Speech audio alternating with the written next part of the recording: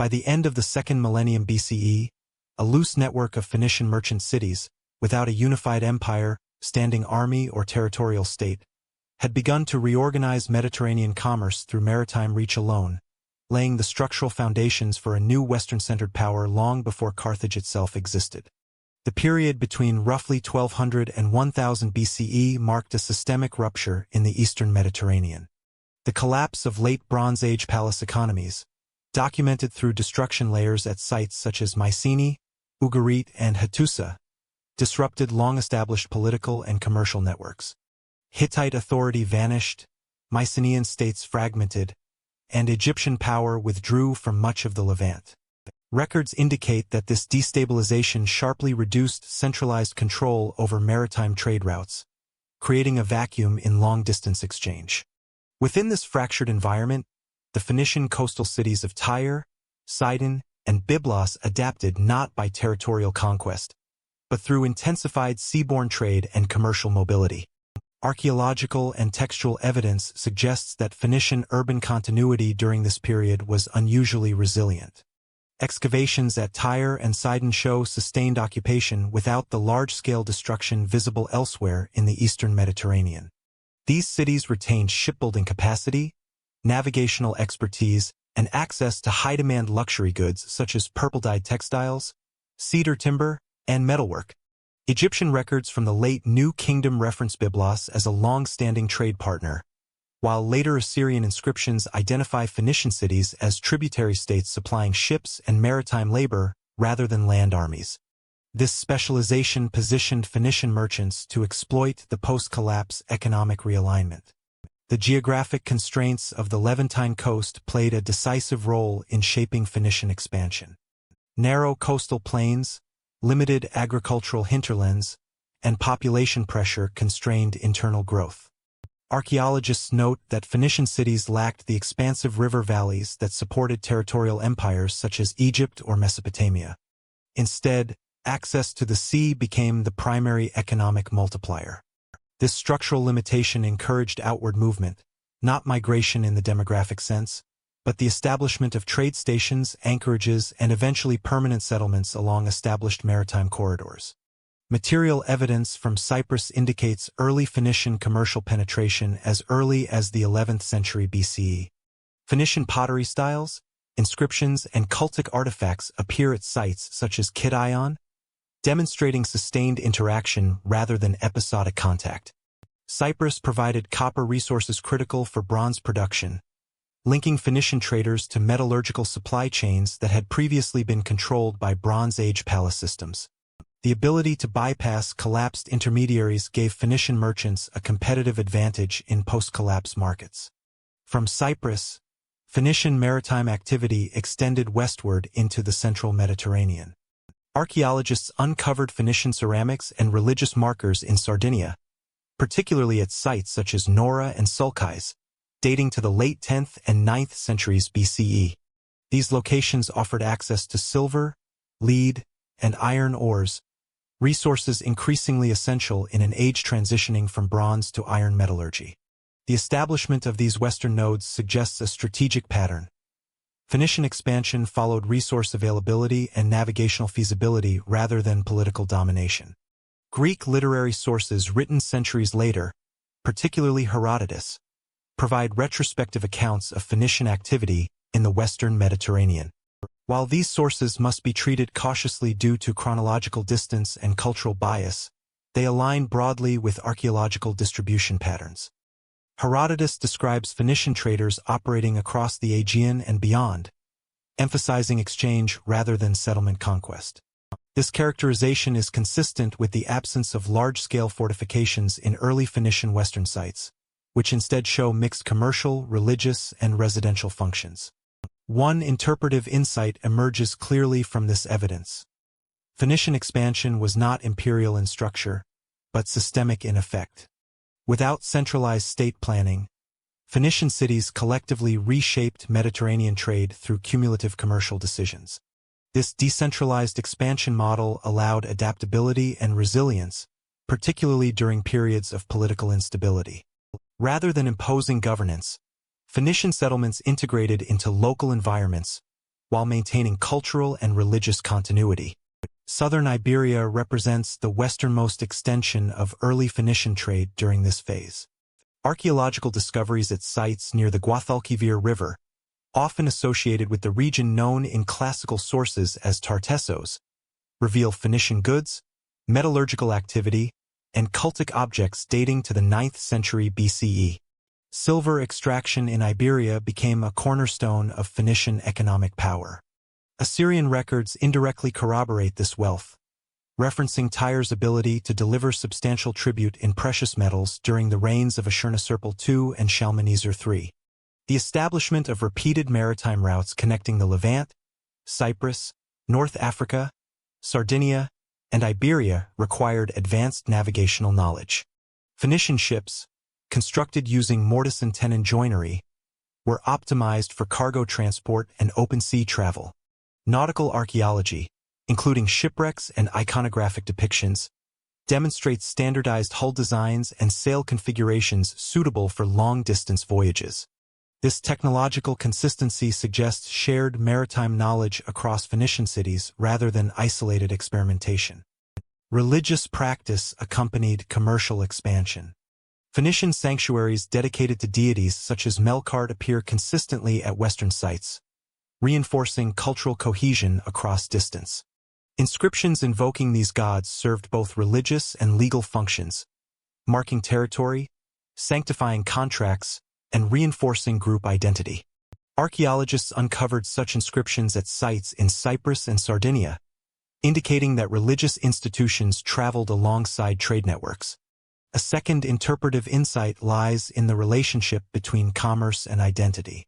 Phoenician expansion preserved cultural coherence without political centralization, demonstrating that shared language, religious practice, and economic specialization could sustain a transregional identity. This phenomenon would later be inherited and intensified by Carthage, which transformed inherited commercial networks into a territorially anchored power base. By the mid-9th century BCE, Phoenician settlements formed a continuous arc across the western Mediterranean. While many remained subordinate to their founding cities, the sheer density of Western activity gradually shifted economic gravity away from the Levant. Tyre remained symbolically preeminent, but Western colonies increasingly operated with local autonomy. This decentralization accelerated as Assyrian pressure on the Levant intensified, diverting Phoenician resources toward tribute payments and diplomatic survival. Assyrian royal inscriptions from the reign of Tiglath-Pileser III record Phoenician cities as vassals obligated to supply ships and skilled labor. This external pressure reduced Eastern Phoenician capacity to supervise distant colonies directly. As a result, Western settlements became more self-reliant, managing trade, defense, and religious life independently while maintaining cultural continuity. This structural shift is visible archaeologically through expanded urban layouts and diversified material culture in Western sites. A third interpretive insight follows from this transition.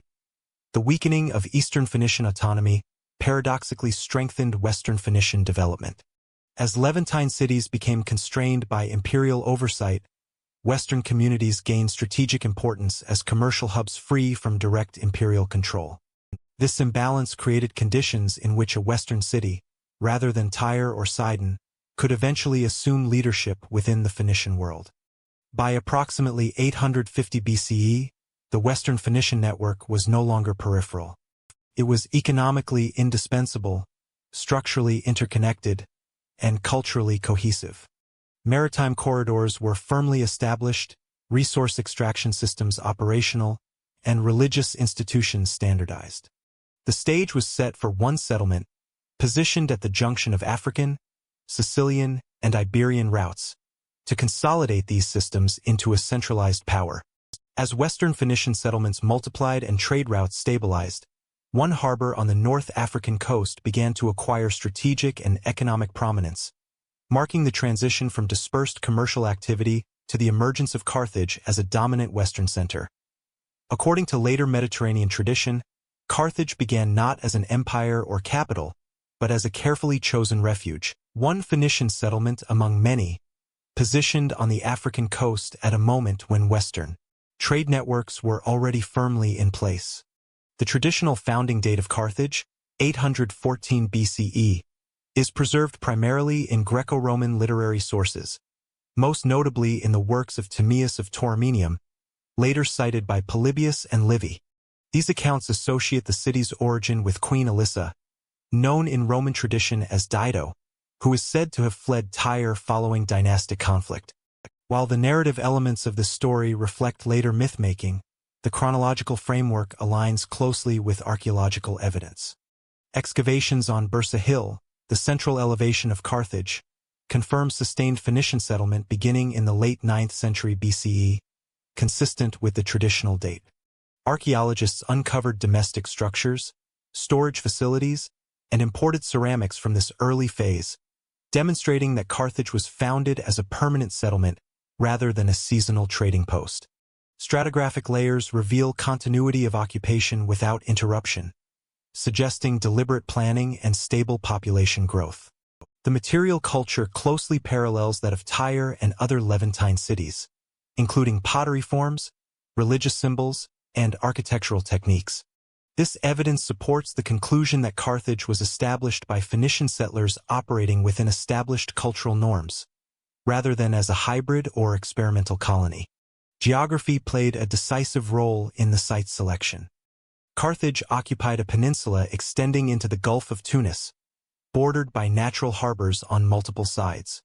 This location provided secure anchorage, defensive advantages, and immediate access to both maritime and inland routes.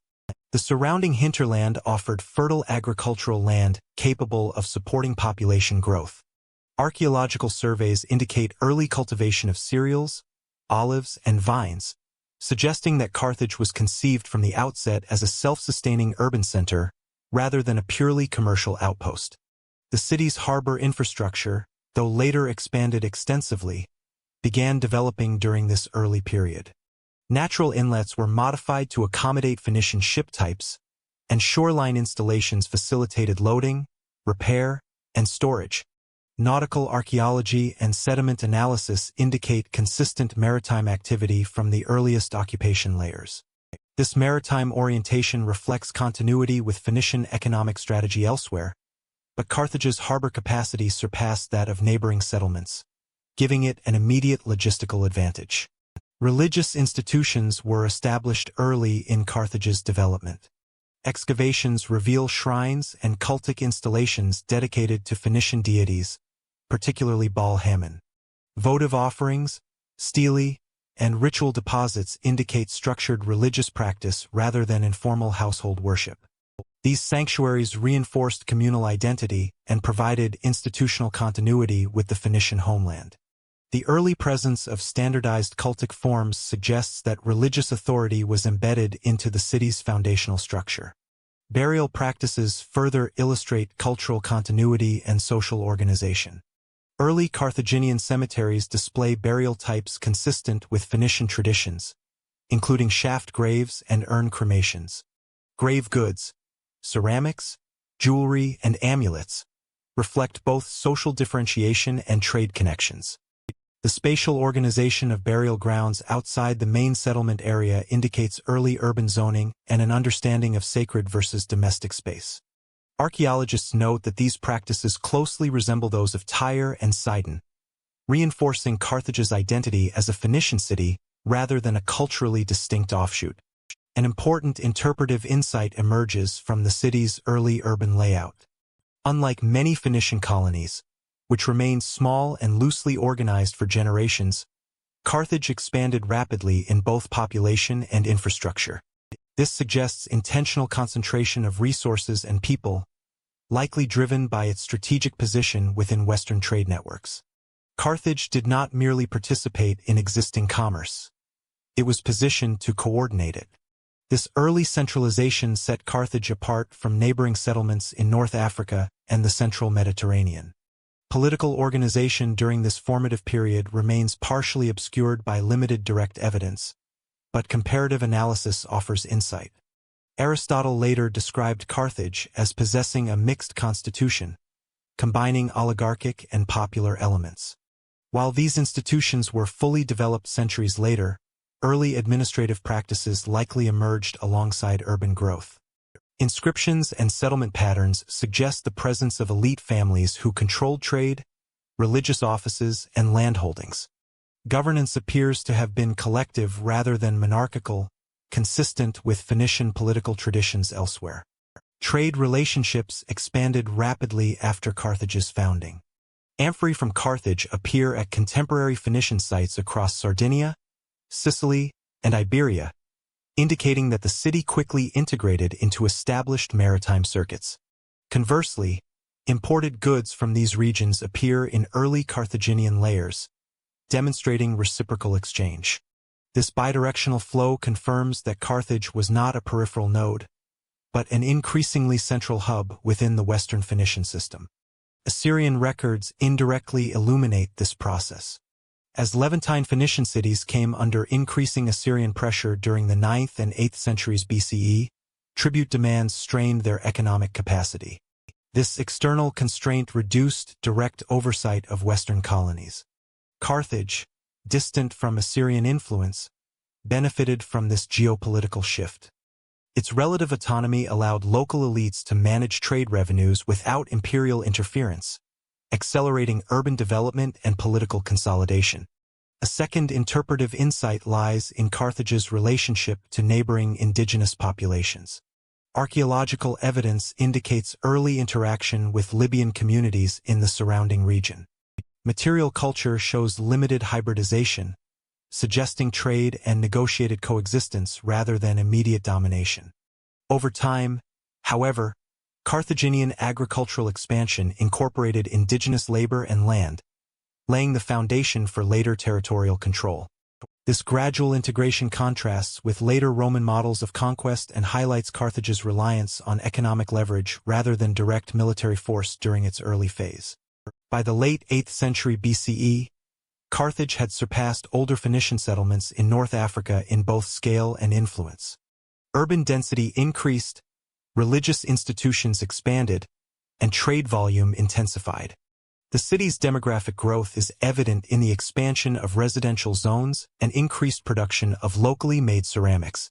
These developments reflect a transition from colonial dependency to regional leadership. A third interpretive insight concerns the timing of Carthage's rise. Its emergence coincided precisely with the weakening of Eastern Phoenician autonomy and the maturation of Western trade networks. Carthage did not create these systems. It inherited and reorganized them. This timing allowed the city to position itself as the natural coordinator of Western Phoenician interests, gradually assuming functions once held by Tyre.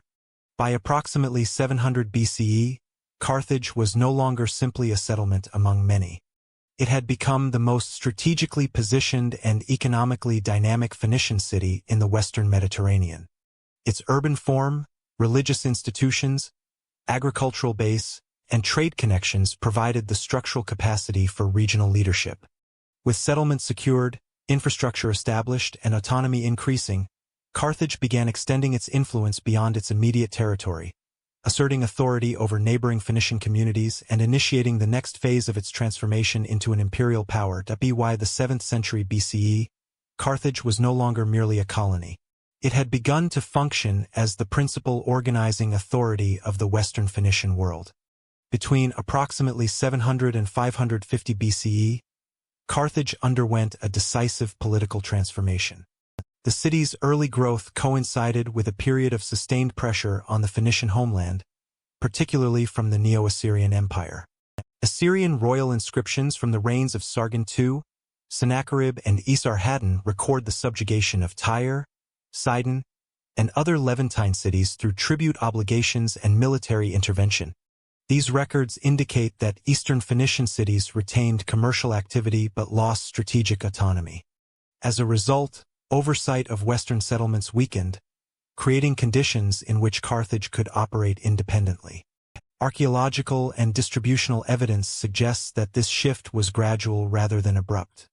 There is no indication of a formal declaration of independence from Tyre. Instead, Carthage's autonomy emerged through practical control of trade routes, coordination of settlements, and management of security. By the early 7th century BCE, Material culture from Western Phoenician sites increasingly reflects Carthaginian influence rather than Levantine direction. Pottery styles, weights, and religious iconography begin to show regional standardization centered on North Africa. Carthage's geographic position enabled this transformation.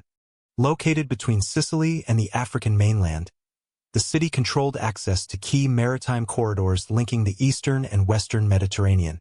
Archaeologists note that ships moving between Iberia, Sardinia, and the Levant naturally passed through waters dominated by Carthaginian harbors.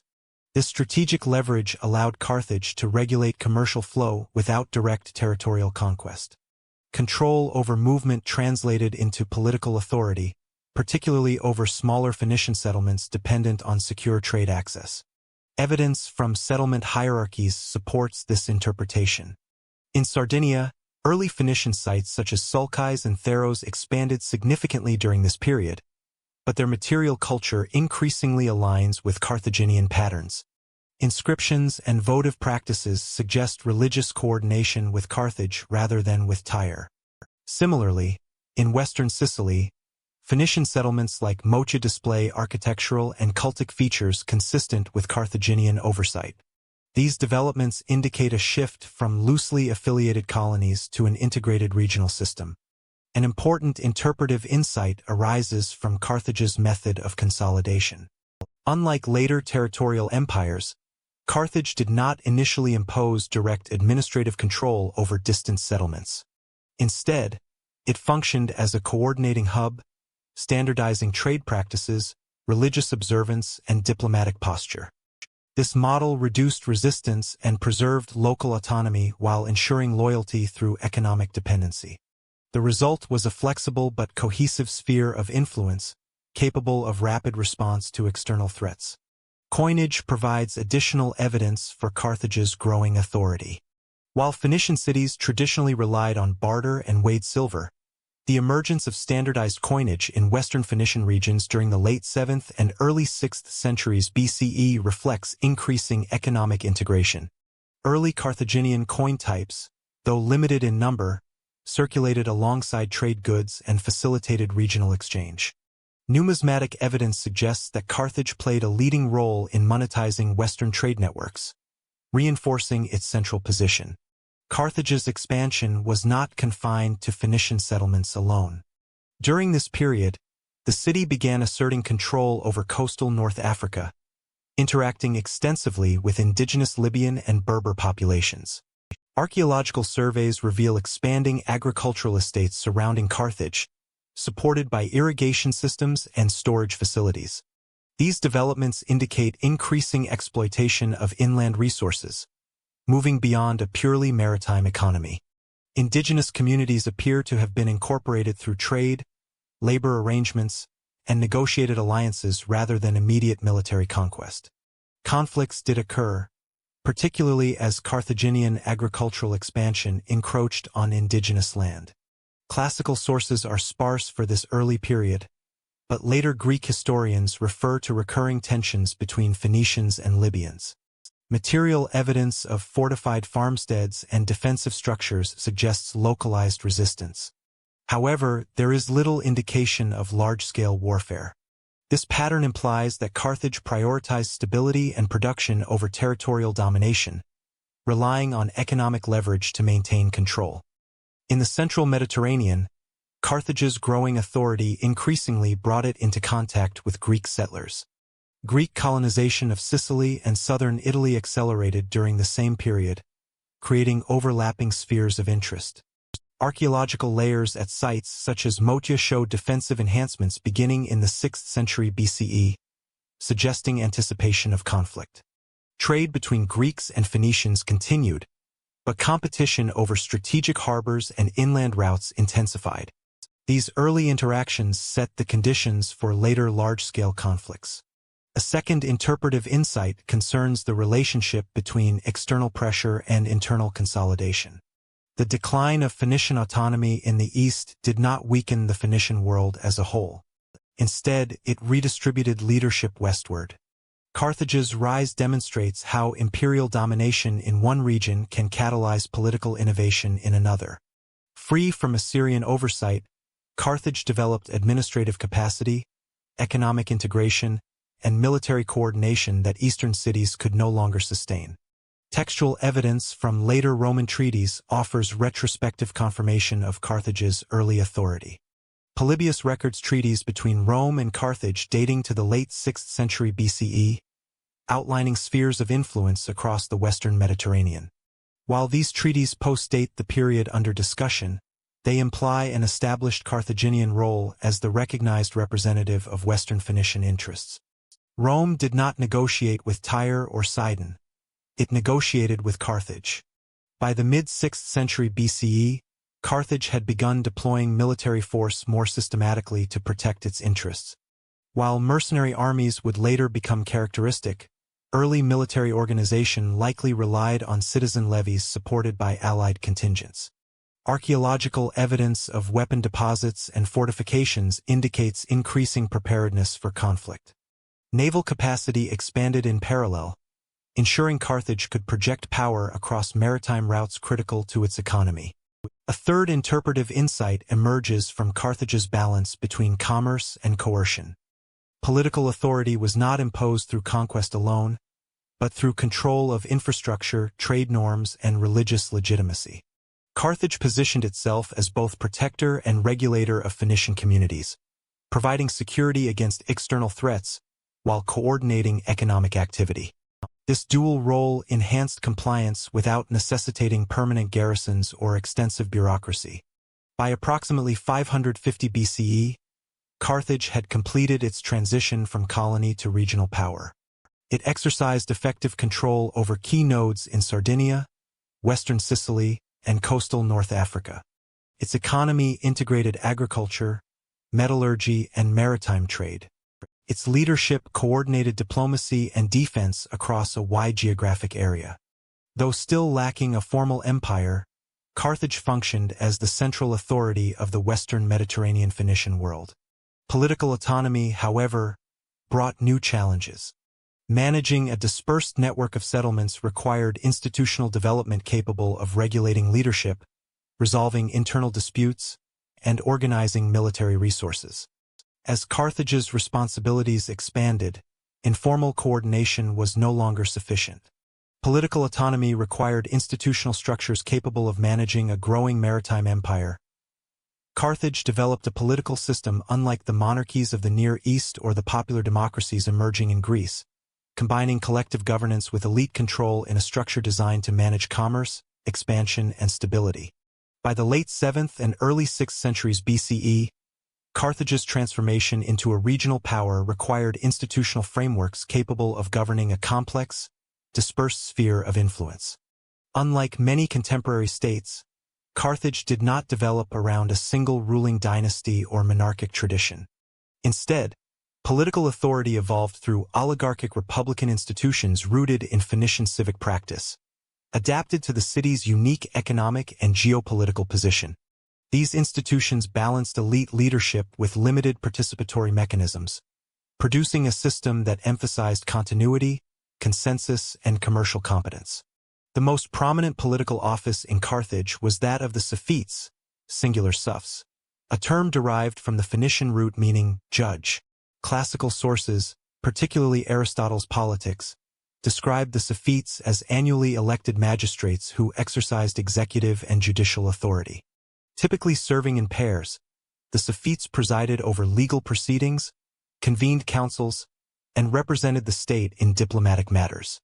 Their dual structure limited the concentration of power, preventing the emergence of personal rule while ensuring administrative continuity. Archaeological and epigraphic evidence supports the existence of the suffetate from an early date. Punic inscriptions referencing Sophetes appear across Carthaginian territories, indicating that this office was not confined to the capital, but extended as a standard administrative model throughout the Western Phoenician world. This diffusion suggests that Carthage exported not only economic practices, but also political institutions, reinforcing its leadership role among affiliated settlements.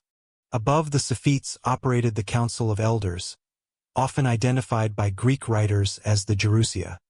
This body consisted of senior members of Carthage's elite families and functioned as the primary deliberative authority in matters of policy, war, and finance. Aristotle noted that the council wielded significant influence, often shaping decisions before they reached broader assemblies.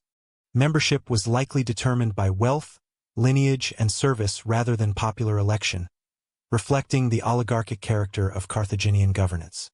A key interpretive insight lies in the relationship between commerce and political authority. Carthage's ruling elite emerged primarily from merchant and landowning families whose wealth derived from trade, agriculture, and maritime enterprise. Control of economic resources translated directly into political influence. Unlike aristocracies defined by military landholding, Carthaginian elites derived legitimacy from their capacity to generate revenue, manage logistics, and sustain the city's prosperity. This alignment ensured that governance prioritized stability, trade security, and infrastructural investment. Carthage also possessed popular assemblies, though their precise role remains debated. Aristotle indicates that the people had the right to decide matters when the Sophites and council could not reach agreement. This suggests a conditional participatory mechanism rather than a fully democratic system. Assemblies likely included male citizens of Carthage, excluding subject populations and dependent communities. Their function appears to have been reactive and legitimizing rather than agenda-setting, providing consent without initiating policy.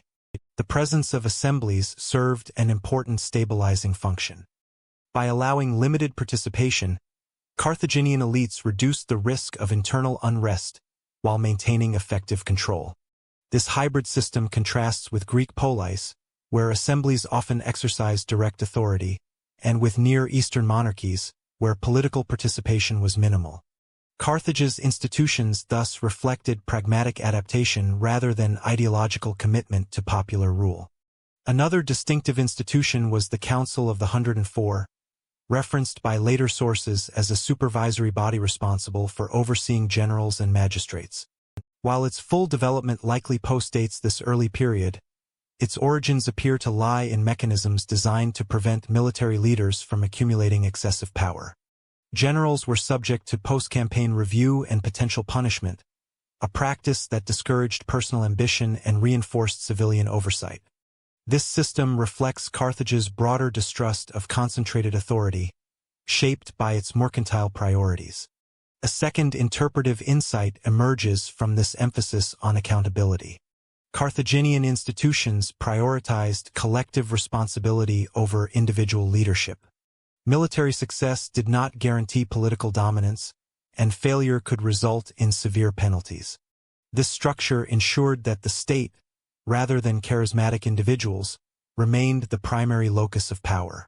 While this sometimes limited strategic flexibility, it also prevented the emergence of warlordism and internal coups common in other ancient states. Legal culture further reinforced institutional governance. Though no Carthaginian law code survives, inscriptions and comparative Phoenician practice suggest an emphasis on contractual obligations, property rights, and commercial regulation. Courts overseen by Sophites adjudicated disputes involving trade, land, and inheritance. This legal infrastructure supported Carthage's role as a commercial hub, ensuring predictability and trust in economic transactions across cultural boundaries. Governance extended beyond the city itself. In dependent territories and allied settlements, Carthage appointed magistrates or recognized local elites aligned with Carthaginian interests. These arrangements varied by region. In some areas, particularly Phoenician-founded cities, Carthaginian institutions were replicated directly. In others, indigenous authorities retained local control under Carthaginian supervision. This flexible approach minimized administrative burden while preserving loyalty. Archaeological patterns support this decentralized governance model. Western Phoenician cities under Carthaginian influence exhibit shared religious iconography and administrative practices, but retain local architectural styles and settlement layouts. This suggests coordination rather than uniformity, consistent with Carthage's preference for indirect control. Authority was exercised through economic integration, religious legitimacy, and diplomatic oversight rather than permanent occupation. A third interpretive insight concerns the comparative assessment offered by Aristotle.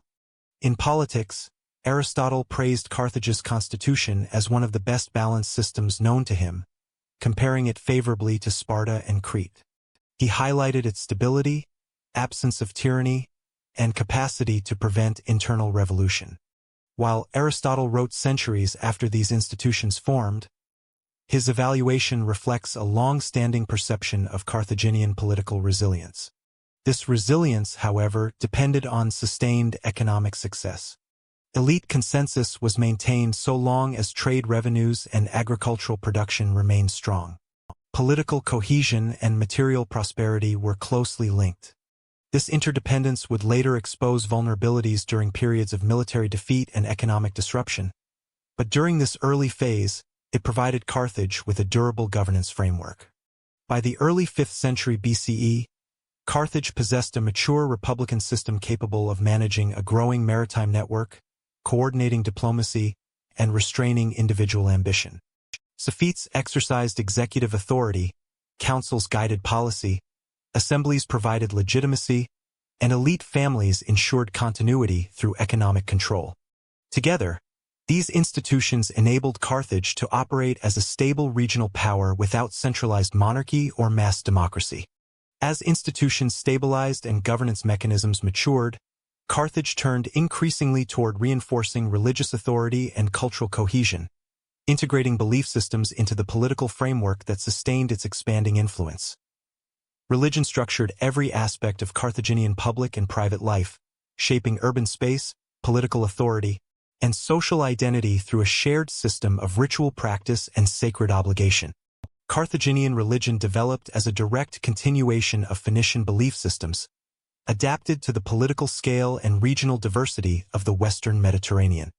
At its center stood a pantheon dominated by Baal-Hamon, a deity associated with fertility, time, and communal prosperity, and Tanit, a protective goddess linked to life, continuity, and the city itself. Archaeological and epigraphic evidence from Carthage and its dependent territories indicates that religious practice was highly institutionalized, integrated into civic governance rather than confined to private devotion. Temples and sanctuaries occupied prominent positions within the Carthaginian urban landscape. Excavations in and around Bursa Hill reveal religious structures aligned with major thoroughfares and civic spaces, reinforcing the connection between sacred authority and public life. These temples followed Phoenician architectural conventions, including open courtyards, altars for sacrifice, and cult rooms housing votive objects. The standardized layout suggests a regulated religious system overseen by priestly officials rather than decentralized household worship. Inscriptions recovered from these sites provide direct insight into Carthaginian religious practice. Thousands of votive stele bear dedications to Baal-Hamon and Tanit, often accompanied by standardized formulas invoking divine favor in exchange for offerings. These inscriptions indicate a transactional relationship between worshipper and deity, grounded in reciprocity and obligation. The repetition of formulaic language across centuries and regions demonstrates remarkable continuity and suggests centralized oversight of ritual norms. Religious personnel played a formal role in Carthaginian society. While detailed priestly hierarchies remain difficult to reconstruct, inscriptions reference individuals holding priestly titles, often drawn from elite families. This overlap between religious and political authority reinforces the integration of belief systems into governance. Religious office conferred social prestige and reinforced elite legitimacy, binding civic leadership to divine sanction. The sacred landscape of Carthage extended beyond temples to include specialized ritual zones, the most debated of which is the Tophet. Archaeologically identified as an open-air sanctuary containing urns filled with cremated remains, the Tophet has been the subject of extensive scholarly discussion. Excavations reveal layers of urn burials spanning several centuries, accompanied by stele-bearing dedications to Baal-Hamon and Tanit. These findings are among the most distinctive features of Carthaginian religion. Classical sources, particularly Greek and Roman authors such as Diodorus Siculus and Plutarch, describe Phoenician and Carthaginian practices involving child sacrifice. These accounts must be treated cautiously, as they originate from hostile or rival cultures and often serve polemical purposes. Archaeological evidence from the Tophet confirms the presence of cremated remains of infants and young children, but interpretation remains contested. Some scholars argue these remains reflect ritual sacrifice, while others propose alternative explanations, such as burial of children who died from natural causes within a sacred context. Scientific analyses of skeletal remains indicate that many individuals were very young, including neonates. However, demographic patterns alone do not conclusively establish sacrificial practice. Isotopic studies, urn stratigraphy, and inscriptional evidence continue to be examined to clarify the nature of these rituals. Importantly, the presence of animal remains in some urns suggests substitution rituals or varied offerings. Current academic consensus recognizes the complexity of the evidence and avoids definitive conclusions unsupported by material data. An important interpretive insight arises from the institutional nature of the Tophet. Regardless of whether sacrifice occurred, the site functioned as a regulated, communal ritual space rather than an informal burial ground. The standardized inscriptions and long-term maintenance indicate official sanction and oversight. This suggests that Carthaginian religion included public rites linked to collective identity and civic continuity, rather than purely private mourning practices. Religious symbolism reinforced this collective identity across the Carthaginian world. The symbol of Tanit, consisting of a stylized human figure topped by a crescent and disc, appears widely on stelae, pottery, and amulets.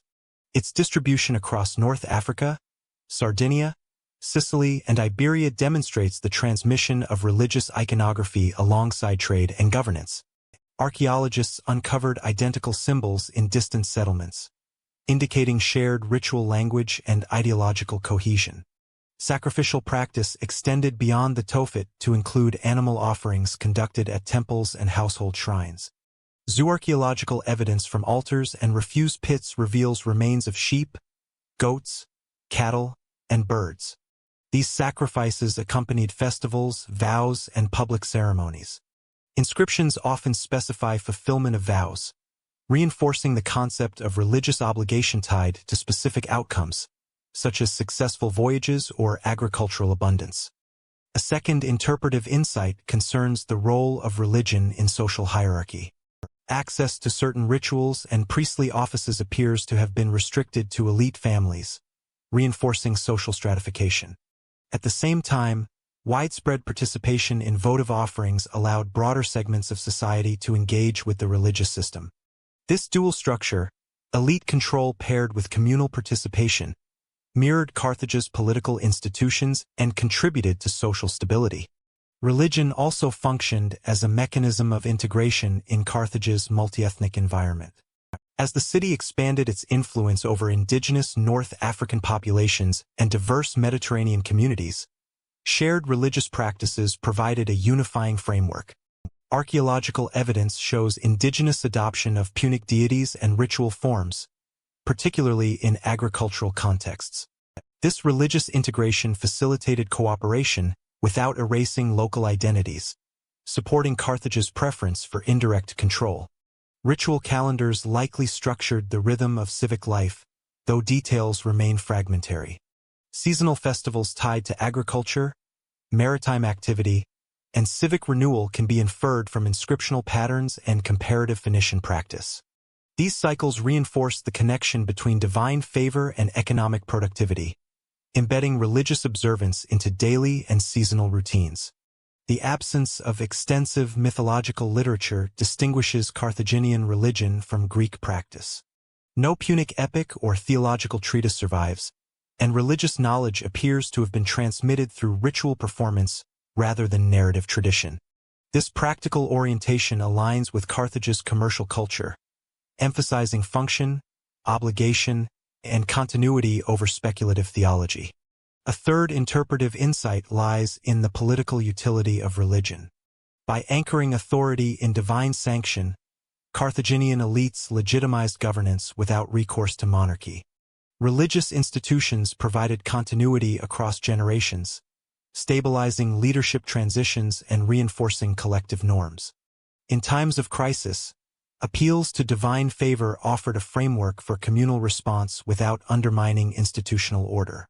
By the early 5th century BCE, Punic religion had become a defining feature of Carthaginian identity. Its sacred landscapes structured urban space, reinforced social hierarchy, and integrated diverse populations under shared ritual practice. Temples, stelae, and sanctuaries functioned not only as sites of worship, but as instruments of cohesion within a rapidly expanding society. Religious identity reinforced social hierarchy and communal cohesion, providing the ideological foundation upon which Carthage's cultural continuity and social order were constructed. Despite centuries abroad and growing regional influence, Carthage remained culturally Phoenician, preserving language, social structures, and communal practices while adapting them to a Western Mediterranean environment. Carthaginian society developed through a combination of cultural continuity and pragmatic adaptation. From its earliest phases, Carthage maintained close adherence to Phoenician traditions in language, religious expression, and social organization. At the same time, sustained interaction with indigenous North African populations and other Mediterranean cultures produced localized variations. Archaeological, epigraphic, and material evidence indicates that Carthage's cultural stability was neither accidental nor passive, but the result of deliberate institutional reinforcement. The Punic language, a Western form of Phoenician, served as the primary medium of administration, religion, and daily communication. Inscriptions recovered from Carthage and its territories demonstrate consistent use of the Phoenician alphabet, adapted phonetically to local speech patterns.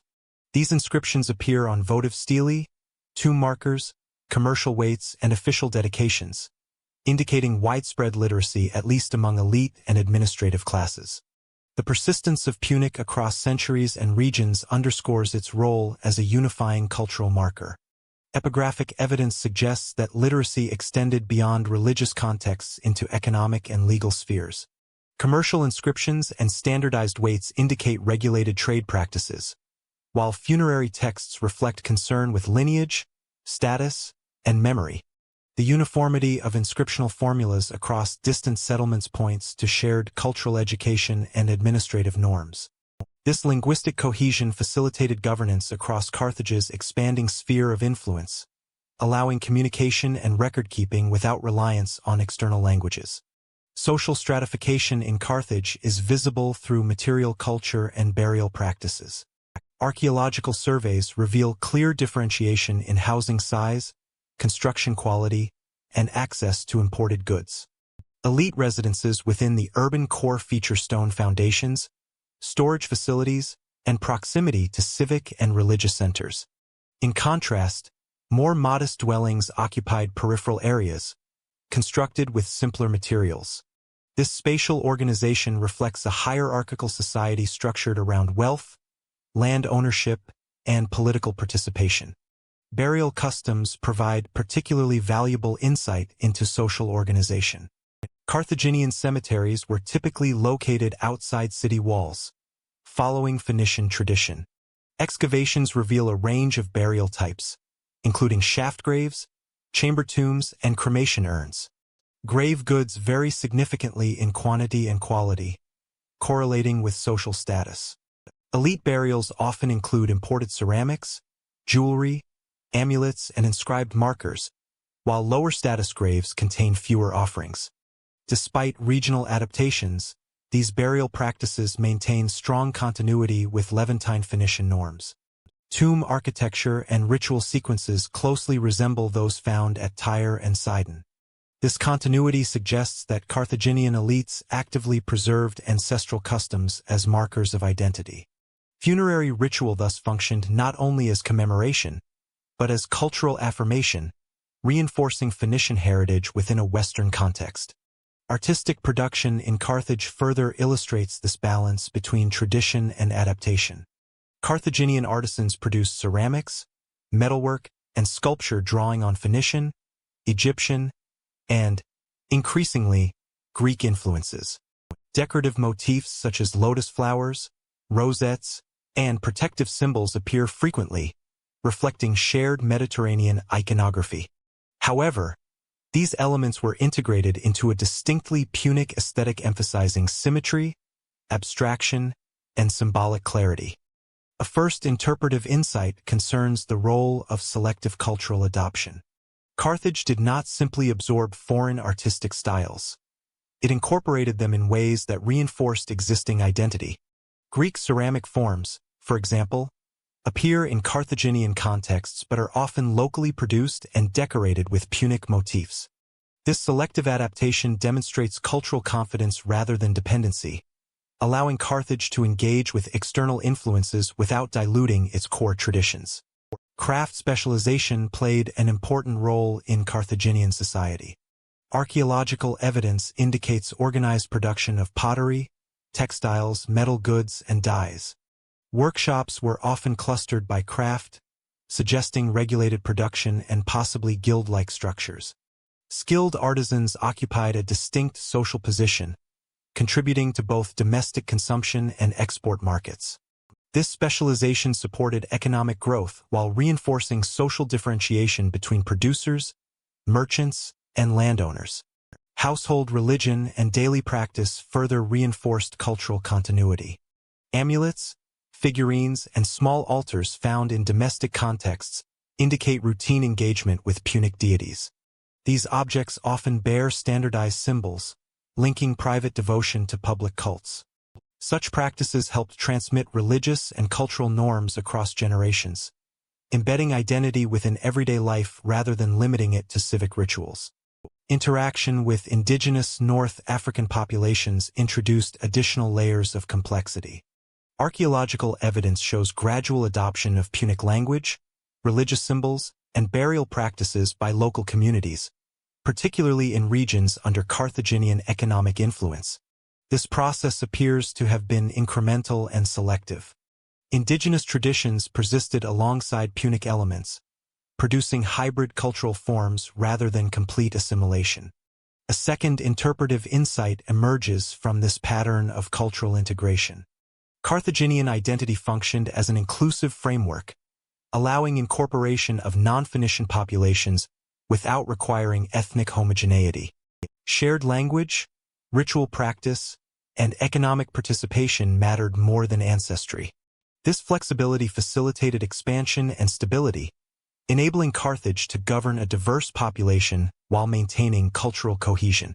Social mobility within Carthage, while limited, was not entirely rigid. Evidence from inscriptions suggests that individuals and families could attain prominence through commercial success and service to the state.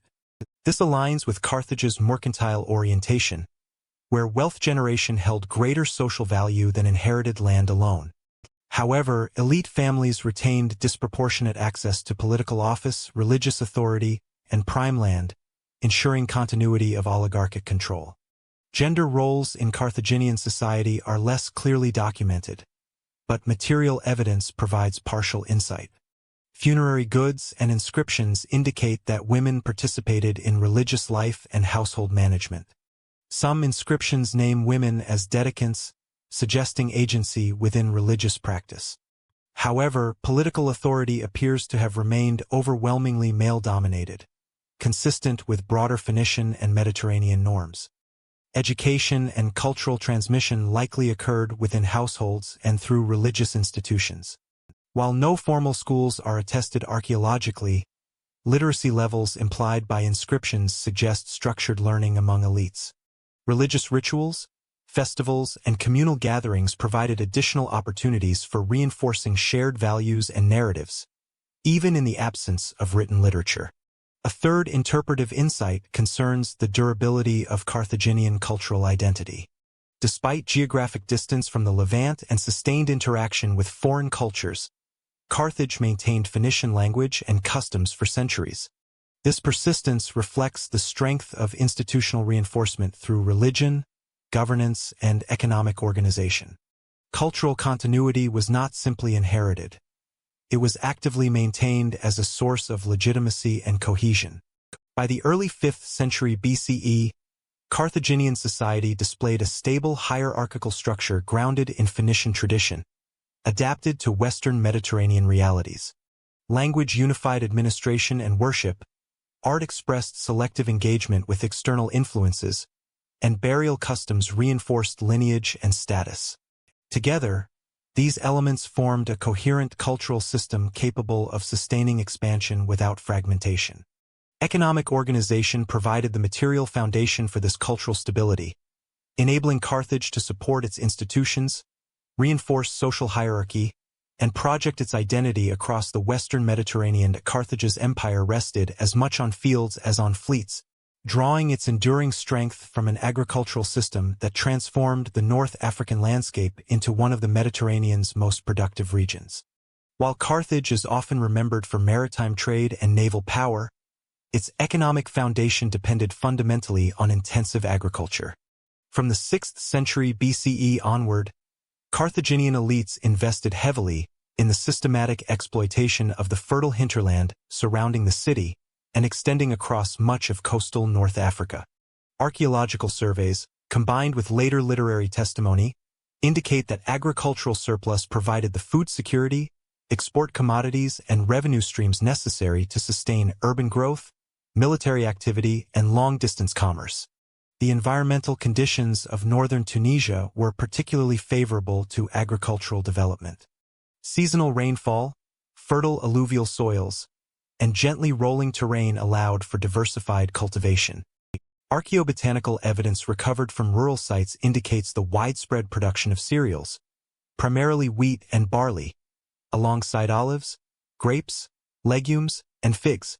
These crops formed the core of Carthage's agrarian economy and were cultivated at a scale exceeding local subsistence needs. Grain production, in particular, supported both urban populations and export demands, foreshadowing the region's later role as a breadbasket under Roman rule. Carthaginian agricultural organization differed markedly from small-scale peasant farming common in many Mediterranean regions. Archaeologists uncovered evidence of large rural estates characterized by storage facilities, processing installations, and planned layouts. These estates were often connected to the urban center through road networks, facilitating efficient transport of goods. The concentration of land in elite hands reflects Carthage's oligarchic social structure, in which wealthy families controlled both agricultural production and commercial distribution. One of the most important textual sources for understanding Carthaginian agriculture is the agricultural treatise attributed to Mago, a Carthaginian writer active in the 4th or early 3rd century BCE.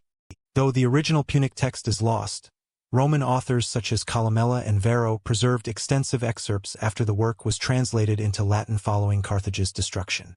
Roman authorities considered Mago's treatise sufficiently valuable to order its preservation, underscoring its technical sophistication and practical utility. According to these later citations, Mago's work covered soil management, crop rotation, vineyard cultivation, olive pressing, animal husbandry, and estate management. The breadth of topics indicates a highly developed agronomic tradition grounded in empirical observation.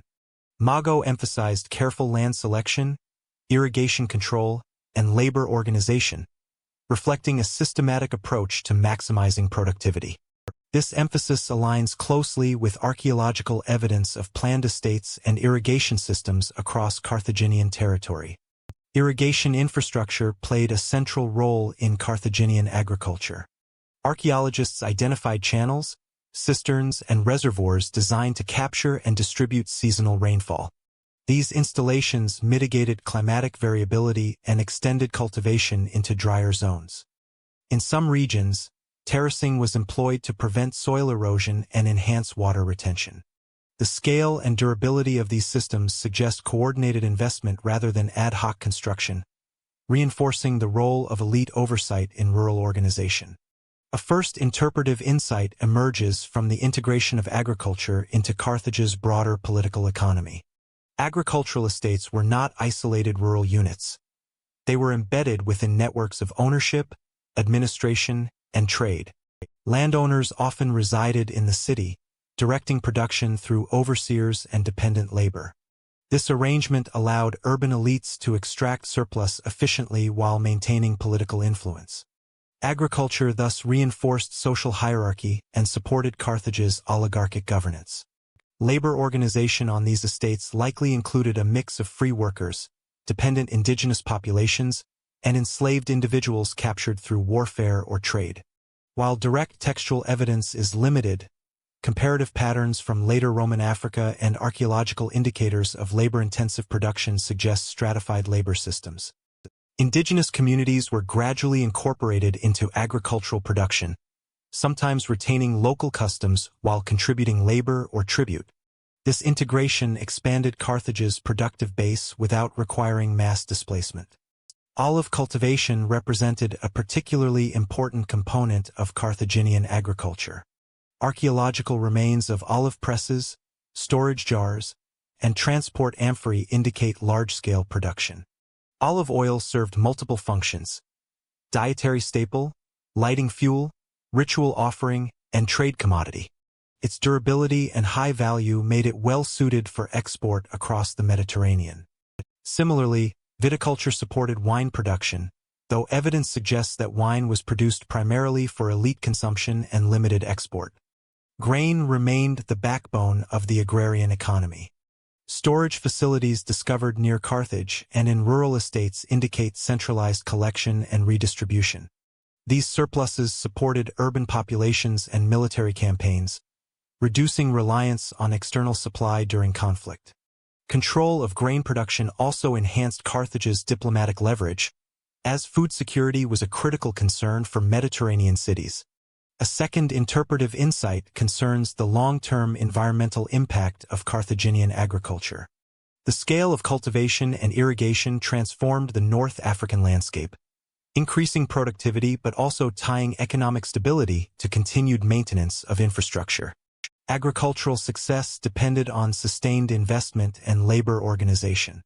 Disruption through warfare or political instability could therefore have cascading effects on the broader economy, a vulnerability that would later become significant during prolonged conflicts with Rome. Agricultural output fed directly into Carthage's commercial system. Surplus grain, oil, and other products were transported to ports for distribution across Carthaginian territories and beyond. Amphorae bearing distinctive Punic forms appear at sites throughout the western Mediterranean, indicating organized export networks. These goods were exchanged for metals, timber, and manufactured items, integrating rural production into long-distance trade circuits. Religious practices reinforced agricultural rhythms. Seasonal festivals, offerings, and vows linked agricultural success to divine favor, particularly to Baal Hammon, associated with fertility and cyclical renewal. Votive inscriptions often reference fulfillment of vows connected to harvests or land productivity. This religious framing encouraged communal participation in agricultural cycles and legitimized elite control over land as divinely sanctioned stewardship. Rural sanctuaries and shrines identified through archaeology suggest that religious life extended into the countryside. These sites provided focal points for local communities and reinforced cultural integration between urban and rural populations.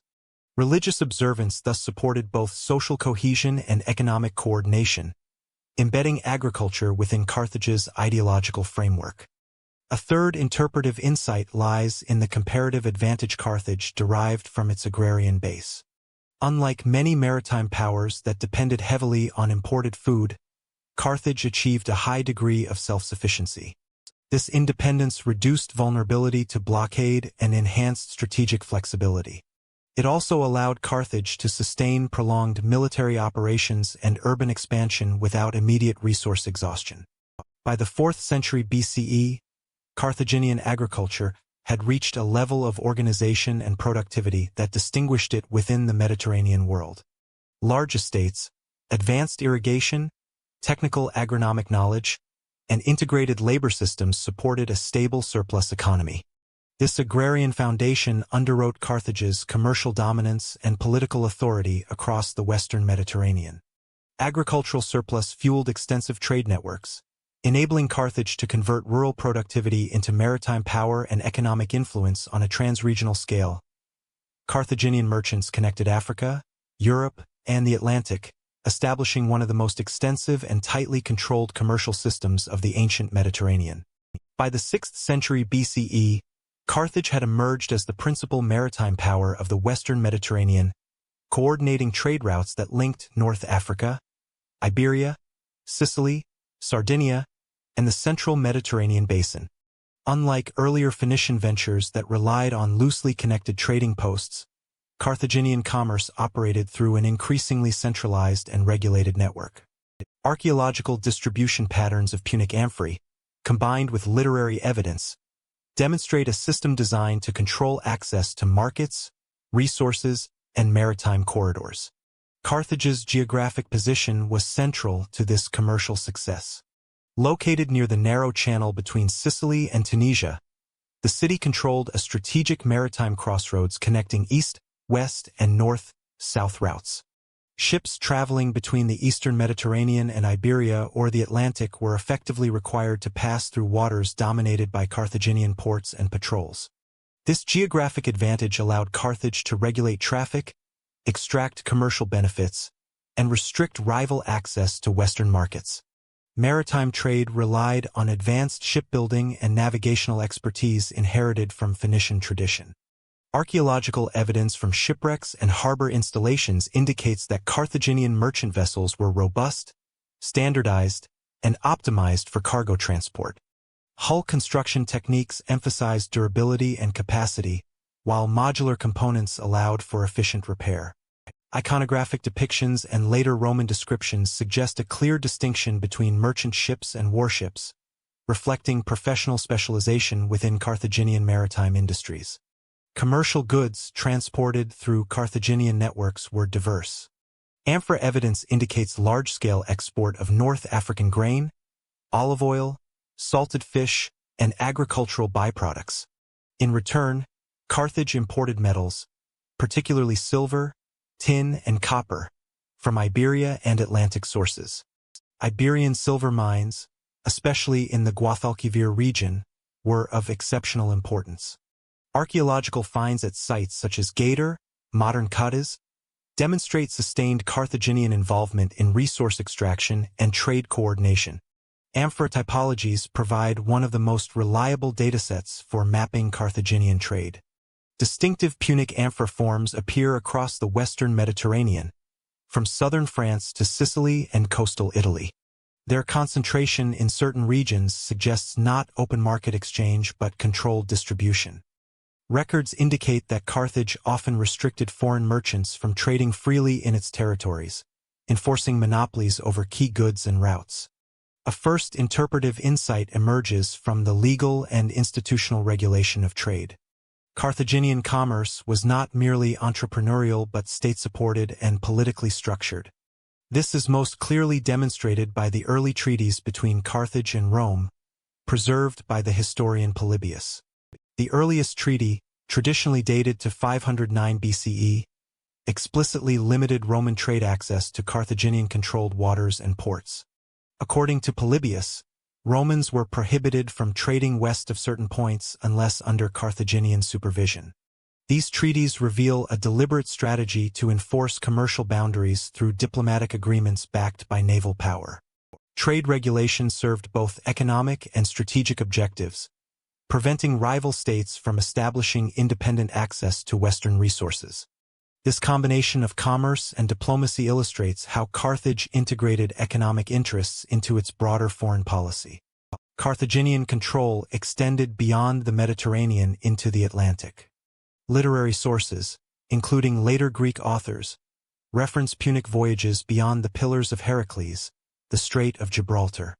The Periplus of Hanno, though preserved in a Greek summary of a Punic original, describes an expedition along the Atlantic coast of Africa. While some details remain debated, the text confirms Carthaginian familiarity with Atlantic navigation and coastal exploration. Trade with Atlantic regions provided access to metals, exotic goods, and possibly fishery products.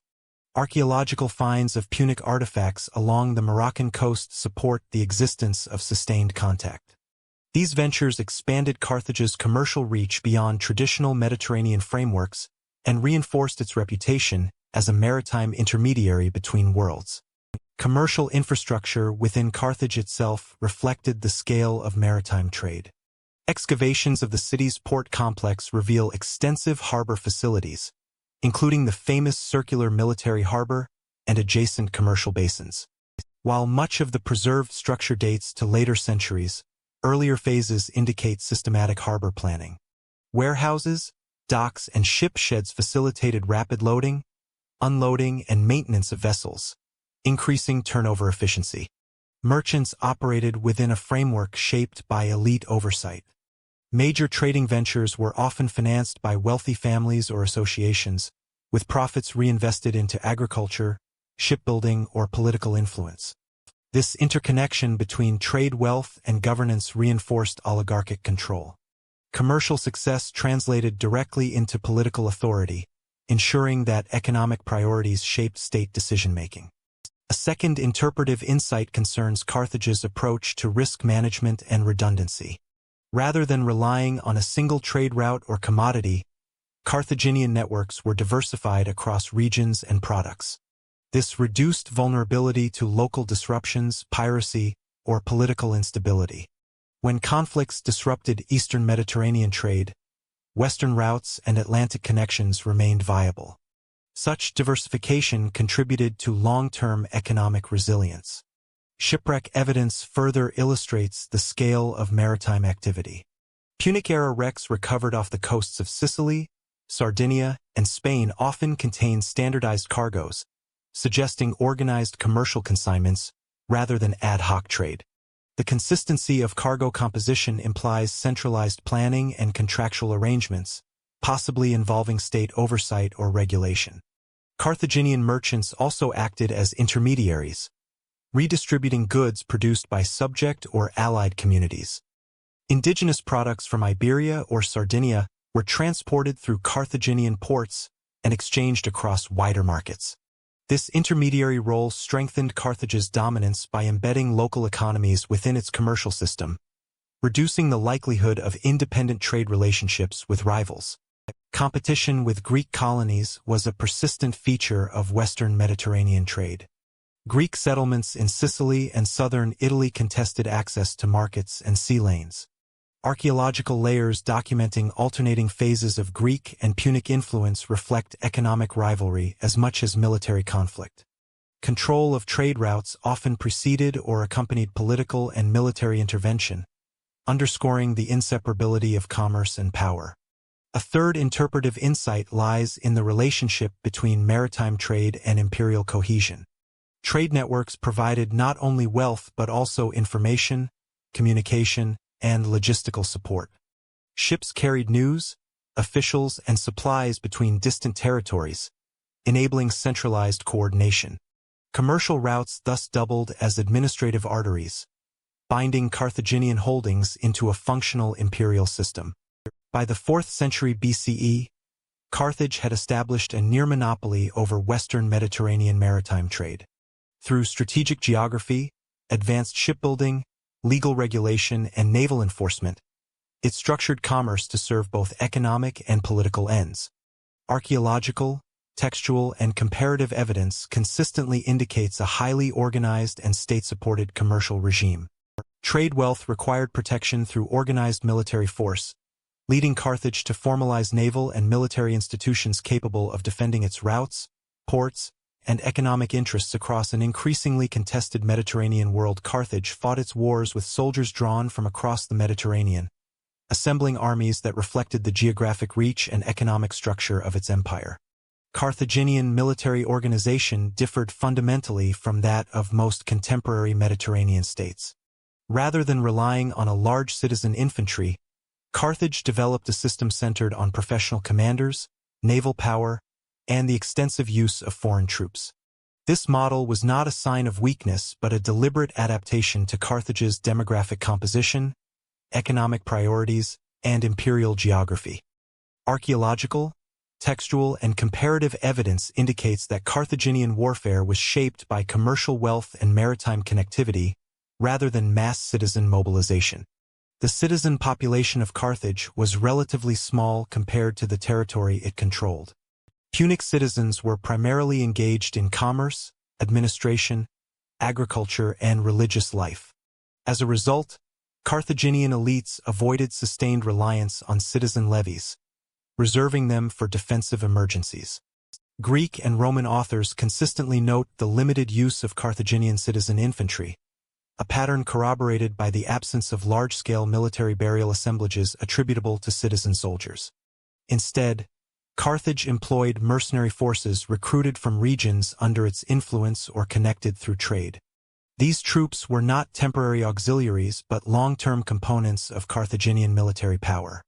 Greek historians such as Diodorus Siculus and Polybius describe armies composed of Libyans, Libyo-Phoenicians, Iberians, Celts, Numidians, Sardinians, and Greeks. Each group contributed specialized fighting styles shaped by local traditions and terrain. Libyan and Libyo-Phoenician infantry formed the backbone of Carthaginian land forces. Drawn from indigenous populations in North Africa, these troops were often obligated to provide military service as part of tribute arrangements. Archaeological evidence from rural settlements suggests a long-standing integration of Libyan communities into Carthaginian political and military systems. These soldiers typically fought as heavy infantry, equipped with shields, spears, and helmets influenced by both local and Mediterranean designs. Iberian contingents played a prominent role from the 5th century BCE onward. Archaeological finds of Iberian weapons in Punic contexts, along with literary descriptions, indicate their value as aggressive infantry and shock troops. Iberians were renowned for their short swords and disciplined formations. Their recruitment intensified as Carthaginian interests expanded in southern Iberia, where access to silver and manpower became strategically linked. Numidian cavalry represented another critical component. Numidian horsemen, drawn from semi-nomadic groups in North Africa, were highly mobile and specialized in skirmishing tactics.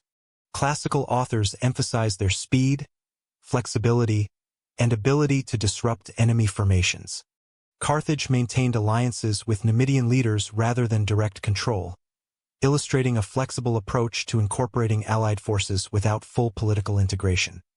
A first interpretive insight emerges from this diversity. Carthaginian military strength lay in functional specialization rather than uniformity. By integrating troops optimized for different combat roles, infantry, cavalry, skirmishers, Carthage assembled composite armies capable of adapting to varied battle conditions. This system required sophisticated coordination and command, reinforcing the importance of professional leadership. Command structure in Carthaginian armies was centralized and hierarchical. Senior commanders were typically drawn from elite families and appointed by the state rather than elevated through popular acclamation. These generals held authority over both citizen and mercenary forces, with responsibilities extending beyond battlefield command to logistics, diplomacy, and financial oversight. Unlike monarchic systems, Carthaginian commanders operated under institutional constraints, including post-campaign reviews and potential prosecution for failure. Greek sources note that Carthaginian generals could be punished or executed for military defeat. This accountability reflects the Republic's emphasis on collective governance and elite responsibility. While such oversight may have discouraged reckless decision-making, it also encouraged caution and reliance on numerical or positional advantage rather than decisive engagement. Naval power formed the other pillar of Carthaginian military organization. The Carthaginian fleet protected trade routes, transported troops, and enforced territorial control. Archaeological remains of warship rams, harbor installations, and naval infrastructure indicate sustained investment in maritime warfare. The standardization of ship types suggests centralized planning and state-managed shipyards. Naval crews were more likely to include citizens, particularly in command and technical roles. Seamanship was a traditional Punic skill, inherited from Phoenician ancestors. Citizen participation in naval service allowed Carthage to defend its commercial interests without exposing its population to prolonged land warfare. This division of military labor reflects a strategic allocation of human resources aligned with economic priorities. A second interpretive insight concerns the financial foundations of Carthaginian warfare.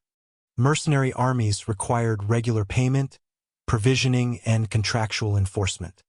Records indicate that Carthage maintained complex fiscal systems capable of sustaining long campaigns.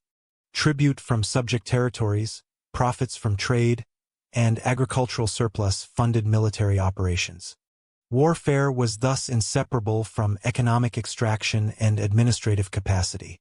This reliance on payment created both flexibility and risk.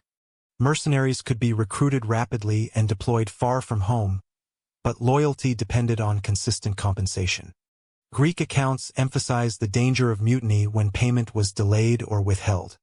These structural tensions would later become acute, but even in this early period, they required careful management through contracts, hostages, and the strategic distribution of rewards.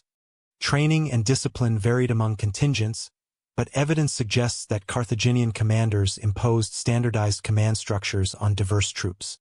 Mixed units were often deployed in coordinated formations, with clear chains of command. This integration required effective communication, likely facilitated by the widespread use of Punic as a command language among officers. Military expansion during this period focused on securing trade routes, suppressing revolts, and deterring rival powers rather than territorial conquest for its own sake. Campaigns in Sardinia, Sicily, and North Africa aimed to stabilize economic zones and prevent hostile encroachment. Fortifications uncovered at coastal sites indicate a defensive strategy emphasizing control of ports and choke points. A third interpretive insight lies in the relationship between military organization and imperial cohesion. Carthage's military system allowed it to project power without fully assimilating conquered populations. By relying on local forces and alliances, Carthage minimized administrative burden while maintaining strategic dominance. This model prioritized economic extraction over cultural or political integration. However, this approach also limited the development of shared military identity across the empire. Loyalty was often transactional rather than ideological. While effective in periods of stability, this structure required constant oversight and negotiation, placing heavy demands on leadership and resources. By the mid-3rd century BCE, Carthage possessed one of the most experienced and diverse military systems in the Mediterranean. Its armies reflected the reach of its trade networks and the complexity of its imperial relationships. Commanded by professional elites and supported by naval supremacy, Carthaginian forces were capable of sustained operations across multiple theaters. Military expansion inevitably brought confrontation with rival powers, setting the stage for prolonged conflicts that would test the strengths and vulnerabilities of Carthage's distinctive military system. Sicily became the first major battleground of Mediterranean rivalry, where Carthaginian commercial interests collided with Greek colonial expansion. From the mid-6th century BCE onward, Carthage increasingly committed military resources to securing and expanding its influence across key western Mediterranean regions. Sicily, Sardinia, and Iberia emerged as focal points of this expansion, each offering strategic and economic value. Control of these regions was not pursued through uniform annexation but through a combination of direct rule, fortified settlements, alliances, and military intervention. Archaeological and literary sources together illustrate how Carthage sought to protect trade routes, secure resources, and prevent rival powers from undermining its commercial dominance. Sicily occupied a central position in Carthaginian strategic thinking. The island lay astride vital maritime corridors linking the eastern and western Mediterranean and possessed fertile agricultural land and established urban centers. Greek colonization of eastern Sicily in the 8th and 7th centuries BCE gradually expanded westward, bringing Greek settlements into proximity with Punic-controlled areas. This expansion generated sustained tension, transforming Sicily into a contested zone rather than a peripheral frontier. Early Carthaginian involvement in Sicily focused on supporting existing Phoenician settlements such as Motia, Panormus, and Saguntum. These communities had long functioned as trading hubs rather than military outposts. Archaeological excavations at Motia reveal fortification upgrades during the 6th century BCE, indicating rising insecurity and the militarization of previously commercial sites. Defensive walls, controlled harbors, and garrison installations reflect Carthage's increasing commitment to armed defense of its Sicilian interests. Greek literary sources, including Herodotus and later Diodorus Siculus, describe a series of confrontations between Carthaginian forces and Greek city-states. The major conflict of 480 BCE, traditionally associated with the Battle of Himera, marks a significant escalation. Carthaginian forces under Hamilcar the Maganids sought to counter Greek expansion led by Syracuse and Acragas. Although Carthage suffered defeat, archaeological evidence indicates that Punic presence in western Sicily remained intact, demonstrating strategic resilience despite battlefield setbacks. A first interpretive insight emerges from Carthage's response to defeat in Sicily. Rather than abandoning the island, Carthage shifted toward fortified containment. The western third of Sicily became a stabilized Punic zone characterized by strong defenses and administrative oversight. This adaptation highlights Carthage's preference for strategic depth and economic preservation over territorial conquest at any cost. Sardinia represented a different strategic challenge. Rich in mineral resources, particularly copper and lead, the island was essential to Carthaginian metallurgy and trade. Phoenician settlements along the Sardinian coast predated Carthaginian political dominance, but internal resistance from indigenous Nuragic populations complicated consolidation. Archaeological evidence of fortified sites and destruction layers suggests repeated conflicts during the 6th and 5th centuries BCE. Carthage gradually imposed control through military intervention and the establishment of coastal strongholds. Punic material culture, including pottery, inscriptions, and religious artifacts, becomes increasingly dominant in coastal Sardinia during this period. Inland regions, however, remained contested, indicating a pattern of partial control rather than full territorial integration. Tribute arrangements and garrison placements allowed Carthage to extract resources without continuous occupation. Iberia offered the most transformative opportunities. Southern Iberia possessed abundant silver deposits, agricultural potential, and access to Atlantic trade routes. Archaeological sites such as Gator and later inland settlements reveal sustained Carthaginian engagement beginning in the 6th century BCE. Initially focused on trade partnerships with local communities, Carthaginian involvement became increasingly militarized as competition intensified and resource extraction expanded. By the late 6th and early 5th centuries BCE, Carthage deployed forces to secure mining regions and protect coastal settlements. Fortifications and weapon deposits at Iberian sites indicate periods of resistance and negotiation. Carthaginian influence was exercised through alliances with local elites, intermarriage, and the establishment of fortified administrative centers rather than wholesale displacement. A second interpretive insight concerns the economic logic underlying Iberian expansion. Unlike Sicily, where strategic position drove conflict, Iberia's value lay primarily in its resources. Control over silver production enabled Carthage to finance military campaigns and mercenary recruitment.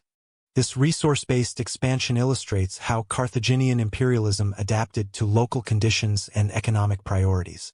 Naval superiority enabled Carthage to maintain supply lines and reinforce distant territories.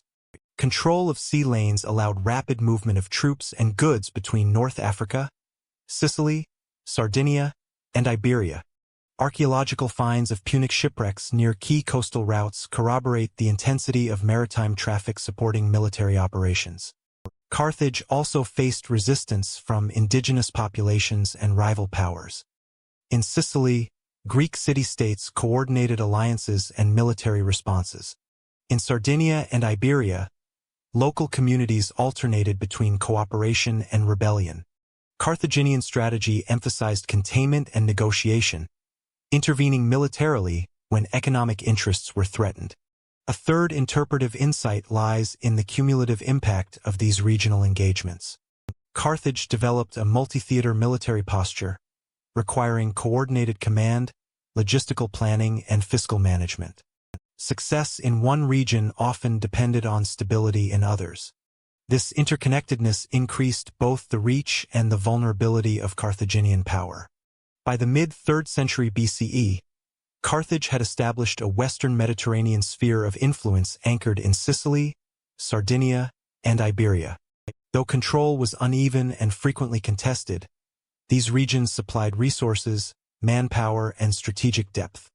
Archaeological and literary evidence together indicate that Carthaginian expansion was systematic, economically motivated, and militarily enforced. These conflicts set the stage for Carthage's greatest adversary, as competition over Sicily and control of western trade routes brought it into direct and sustained confrontation with an emerging power on the Italian peninsula. For centuries, Rome and Carthage coexisted through diplomacy, regulating contact through formal agreements rather than open warfare. Long before the outbreak of the Punic Wars, Carthage and Rome maintained a structured diplomatic relationship grounded in mutual recognition of interests. This relationship is most clearly documented through a series of treaties preserved by the Greek historian Polybius in the 2nd century BCE. These agreements, traditionally dated between 509 BCE and the early 4th century BCE, provide rare insight into how two expanding powers negotiated coexistence in the Western Mediterranean. The earliest treaty, conventionally dated to 509 BCE, is described by Polybius as the first formal agreement between Rome and Carthage. While modern scholars debate the precise dating, the content of the treaty reflects conditions consistent with Rome's early republican period. The agreement delineated spheres of commercial and political activity, restricting Roman trade in areas under Carthaginian control unless conducted under supervision. In turn, Carthage acknowledged Rome's authority over parts of Latium and refrained from hostile action against Roman allies. This treaty demonstrates that Carthage was already the dominant maritime power in the Western Mediterranean. Rome, at this stage, was a regional Italian state with limited naval capacity. The restrictions imposed on Roman merchants reflect Carthaginian confidence in enforcing maritime boundaries. Polybius records that Romans were prohibited from sailing beyond certain points westward, particularly toward Sardinia and Libya, unless compelled by necessity and subject to Carthaginian oversight. A first interpretive insight emerges from the asymmetry of this agreement. The treaty does not represent equality of power, but rather a negotiated accommodation that acknowledged Carthaginian supremacy at sea and Roman dominance in central Italy. Diplomacy functioned as a mechanism to prevent accidental conflict while allowing each state to consolidate its core interests. Subsequent treaties expanded and refined these arrangements. A second treaty, dated to the late 4th century BCE, reflects Rome's growing influence following its victories over neighboring Italian communities. This agreement reaffirmed Carthaginian control over Sardinia, Libya, and much of Sicily, while recognizing Rome's expanding authority on the Italian peninsula. Trade provisions remained restrictive, emphasizing Carthage's continued effort to monopolize Western Mediterranean commerce.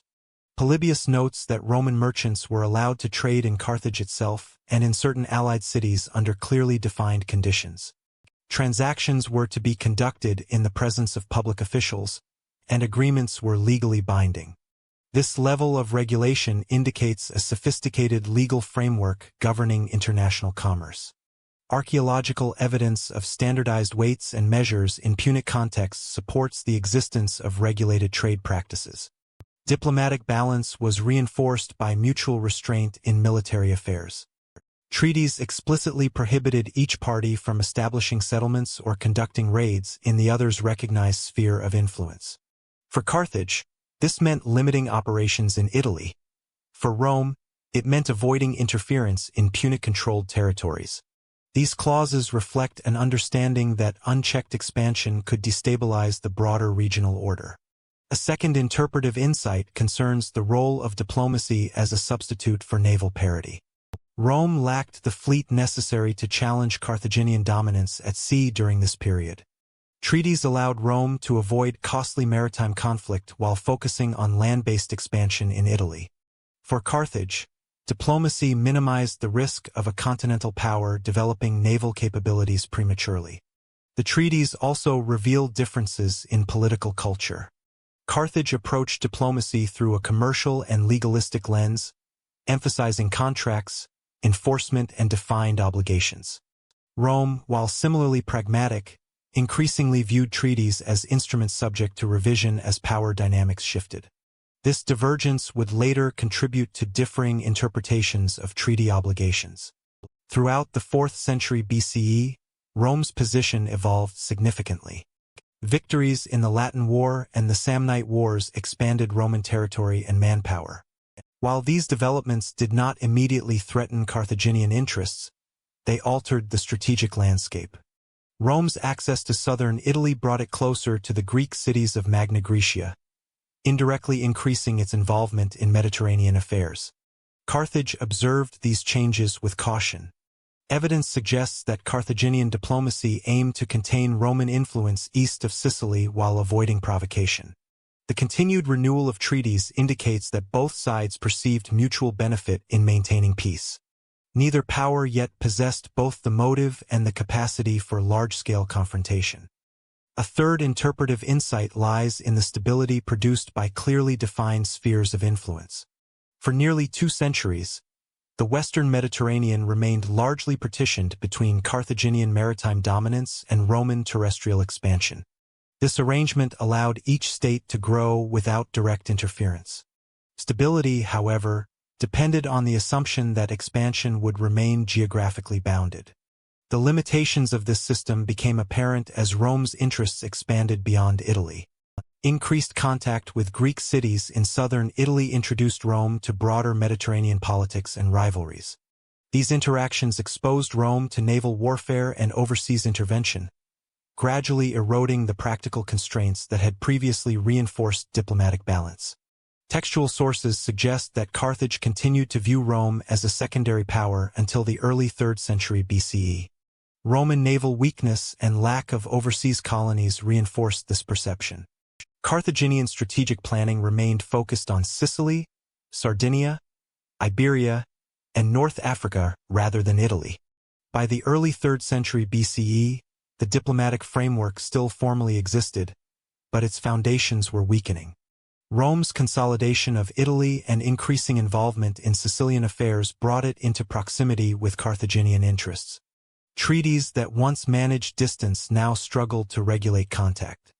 The preserved treaties reveal a long period of pragmatic coexistence rather than inevitable hostility. They demonstrate that conflict between Rome and Carthage was not predetermined but emerged from changing power balances and expanding ambitions. Diplomacy functioned effectively while interests remained complementary and geographically distinct. This balance would collapse under expanding ambitions, as Rome's entry into Sicily transformed regulated coexistence into direct rivalry and rendered earlier diplomatic constraints insufficient to prevent war. By the 3rd century BCE, rivalry replaced cooperation as Rome and Carthage increasingly contested the same strategic spaces. During the late 4th and early 3rd centuries BCE, the diplomatic balance that had long regulated Roman-Carthaginian relations began to erode. This shift did not occur abruptly, but emerged through a gradual convergence of strategic interests, particularly in southern Italy and Sicily. Rome's expansion beyond central Italy and Carthage's entrenched position in the western Mediterranean brought both powers into sustained proximity, transforming managed coexistence into structural competition. Rome's consolidation of the Italian peninsula was the primary catalyst. Following the Samnite Wars and subsequent conflicts with Etruscan and Italic communities, Rome extended its authority across much of mainland Italy.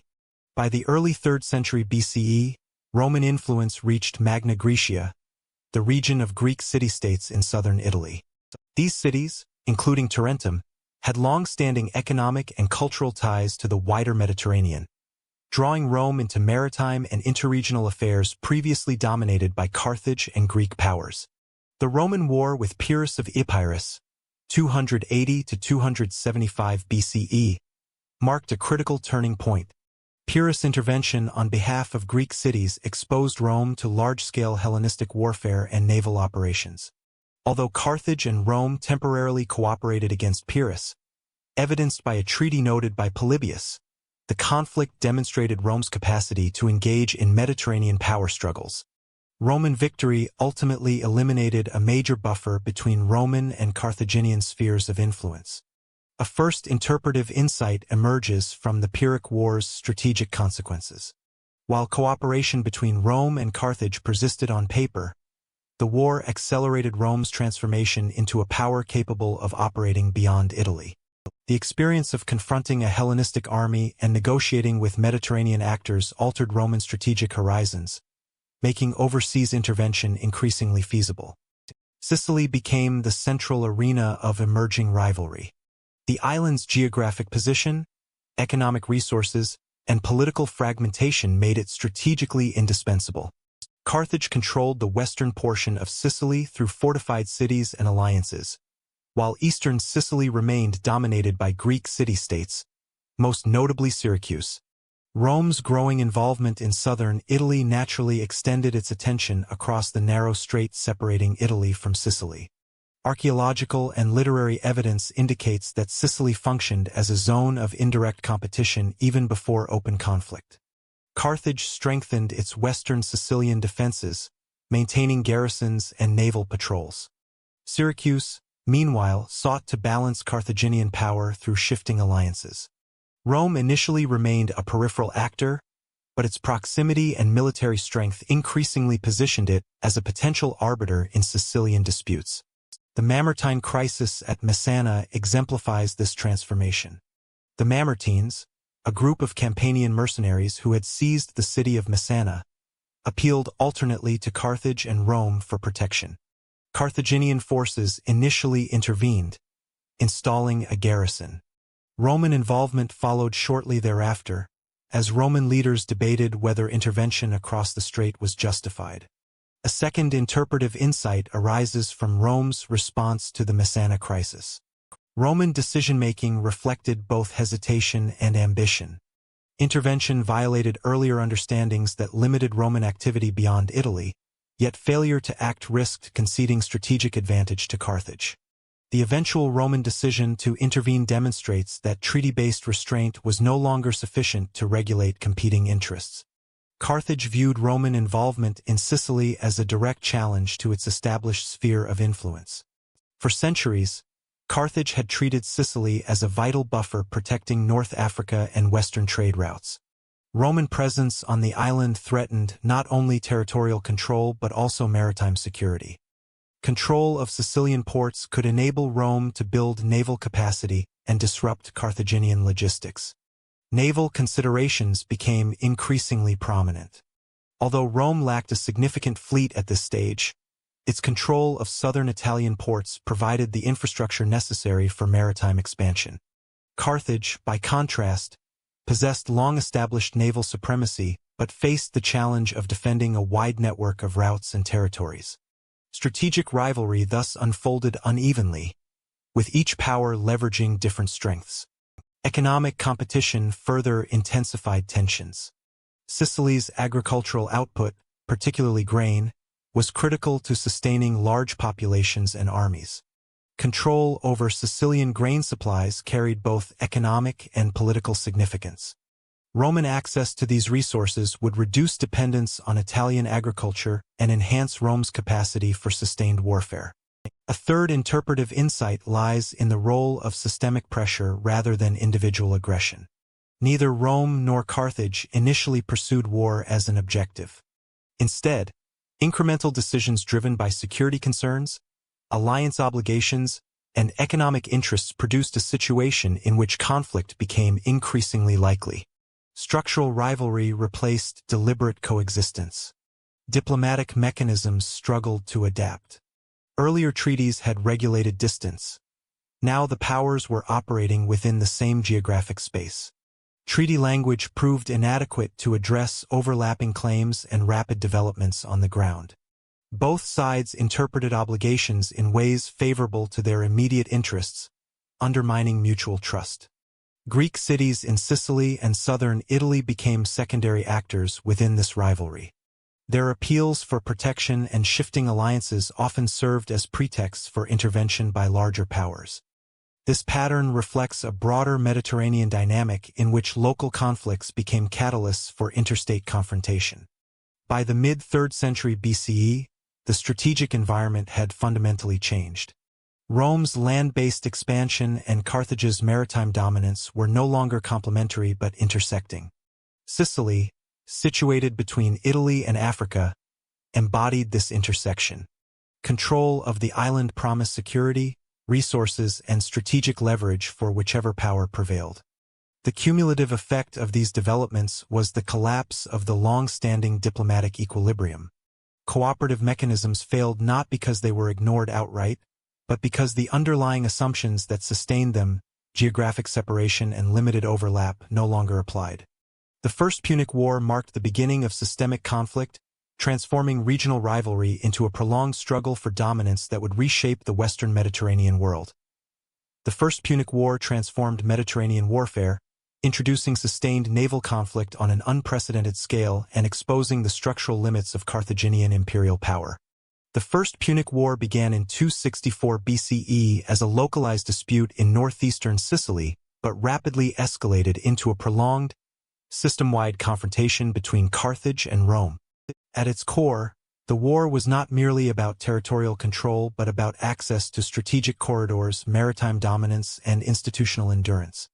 Sicily, positioned between Italy and North Africa, became the central theater through which both powers sought to secure long-term security and influence. At the outbreak of hostilities, Carthage possessed clear advantages. It controlled much of western Sicily, maintained fortified cities such as Lilybaeum and Drepana, and commanded the strongest navy in the western Mediterranean. Rome, by contrast, had no significant naval tradition and limited experience operating beyond the Italian peninsula. Roman intervention followed the maritime crisis at Messana, where Roman forces crossed into Sicily to counter Carthaginian influence, effectively violating earlier diplomatic norms. Early land campaigns revealed the contrasting military systems of the two powers. Roman legions, composed of citizen soldiers, proved effective in pitched land battles against Carthaginian and allied forces.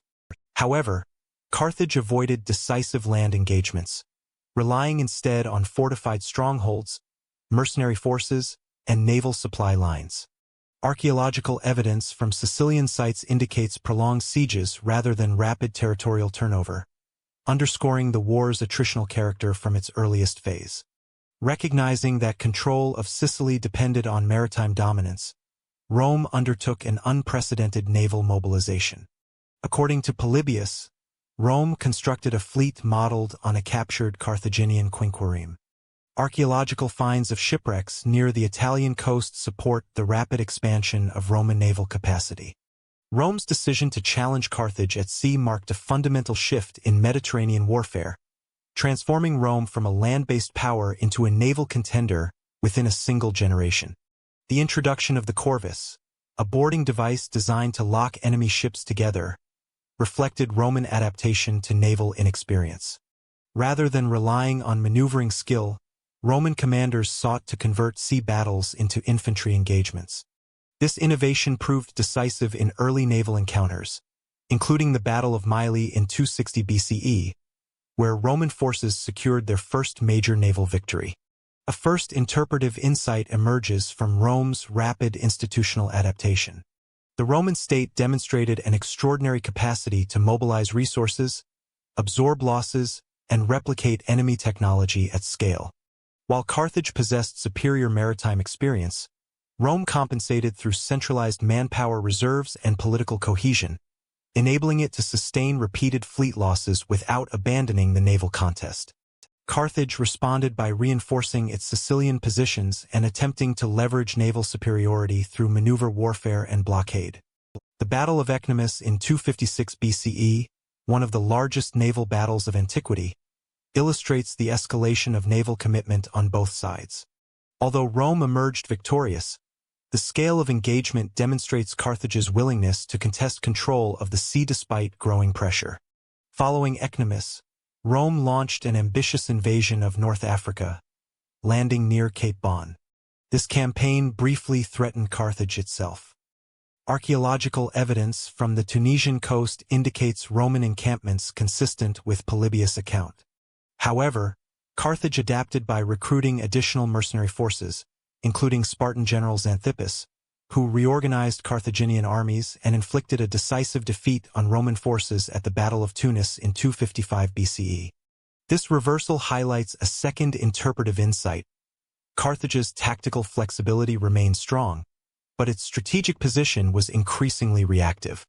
Reliance on foreign commanders and mercenary troops allowed short-term recovery but did not resolve underlying constraints. Carthage's citizen population remained largely excluded from sustained land warfare, limiting its ability to absorb prolonged losses independently. Naval warfare resumed as the central axis of conflict.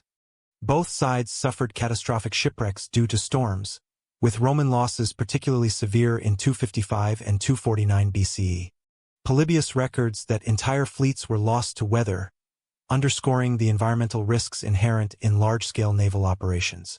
Despite these losses, Rome repeatedly rebuilt its fleet, while Carthage increasingly struggled to match Roman reconstruction efforts. Carthage's financial structure became a critical vulnerability. Mercenary wages, ship maintenance, and fortress resupply placed heavy demands on state finances. Tribute from subject territories and commercial revenues were increasingly diverted toward war expenditures. Archaeological evidence of coin hoards buried during this period suggests economic instability and insecurity within Carthaginian-controlled regions. A third interpretive insight lies in the asymmetric strain imposed by prolonged warfare. Rome's political system enabled extraordinary taxation and mobilization through citizen obligation. Carthage's system, by contrast, depended on commercial surplus and contractual military service. As the war dragged on, Rome's capacity to replenish manpower outpaced Carthage's ability to finance and coordinate mercenary forces. By the 240s BCE, Carthage had shifted toward a defensive posture in Sicily, concentrating forces in fortified coastal cities such as Lilybaeum and Drepana. These strongholds remained supplied by sea, allowing Carthage to prolong resistance despite losing much of the Sicilian interior. Roman commanders recognized that victory required naval dominance capable of cutting these supply lines.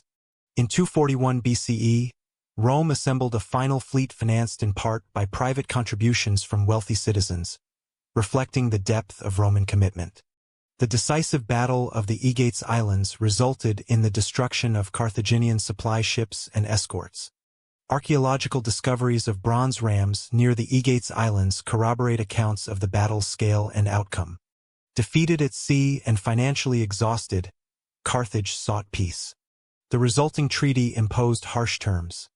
Carthage relinquished Sicily, paid a substantial indemnity, and agreed to limit military activity. Sicily became Rome's first overseas province, marking a fundamental shift in Roman imperial practice. The war's conclusion exposed the cumulative institutional strain on Carthage. Its navy was diminished, finances depleted, and reliance on mercenaries intensified tensions within its military system. Although Carthage retained significant territories in North Africa, Sardinia, and Iberia, its position as the dominant Western Mediterranean power was irreversibly weakened. The First Punic War thus represents a systemic rupture rather than a single defeat. It demonstrated that Carthage's commercial maritime empire, while highly effective under stable conditions, struggled to withstand prolonged, resource-intensive conflict against a state capable of mobilizing citizen manpower on an unprecedented scale. Defeat brought internal unrest and reform, as Carthage confronted the immediate consequences of unpaid armies, political accountability, and the urgent need to restructure its imperial foundations in a rapidly changing Mediterranean order. Hannibal's campaign nearly dismantled Roman power, demonstrating Carthage's capacity for strategic audacity while exposing the limits of its resources and institutional endurance. The Second Punic War, initiated in 218 BCE, represented the apex of Carthaginian military ambition and the most direct challenge to Rome in the Western Mediterranean. Triggered by disputes over control of Saguntum in eastern Iberia, the conflict was the culmination of lingering tensions from the First Punic War and Carthage's ongoing expansion in Iberia under the Barcid family. Hannibal Barca, son of Hamilcar, assumed command of Carthaginian forces in Iberia in 221 BCE, implementing a strategy that combined territorial consolidation, alliance building, and offensive operations aimed at destabilizing Rome itself. Hannibal's early campaigns in Iberia focused on subduing local tribes and extending Carthaginian authority along the Ebro River and surrounding regions. Archaeological surveys, including fortified settlements at Saguntum, Emporion, and Castulo, provide material evidence of Punic military and administrative activity. By integrating Iberian troops, cavalry, and logistics into his command, Hannibal prepared a force capable of both regional control and long-distance operations, a capability essential for the unprecedented Transalpine expedition he planned. In 218 BCE, Hannibal embarked on the Alpine crossing, a maneuver designed to bring the war to the Italian peninsula. Classical sources, including Polybius and Livy, emphasize the logistical and human challenges of this march, including harsh terrain, snow, and attrition among troops and war elephants. Modern scholars estimate that Hannibal began with approximately 50,000 men and 37 elephants, though attrition reduced his effective fighting force upon entering northern Italy. A first interpretive insight emerges from Hannibal's strategy. The Alpine crossing illustrates Carthage's ability to combine strategic vision with tactical innovation. By projecting power directly into the heart of Roman territory, Hannibal sought to exploit Rome's reliance on local recruitment and limited defensive coordination. The operation, while costly, demonstrates Carthage's capacity for operational audacity unparalleled in the Western Mediterranean at the time. Upon arrival in Italy, Hannibal employed combined arms tactics, leveraging Iberian and Gallic infantry, Libyan heavy troops, and Numidian cavalry.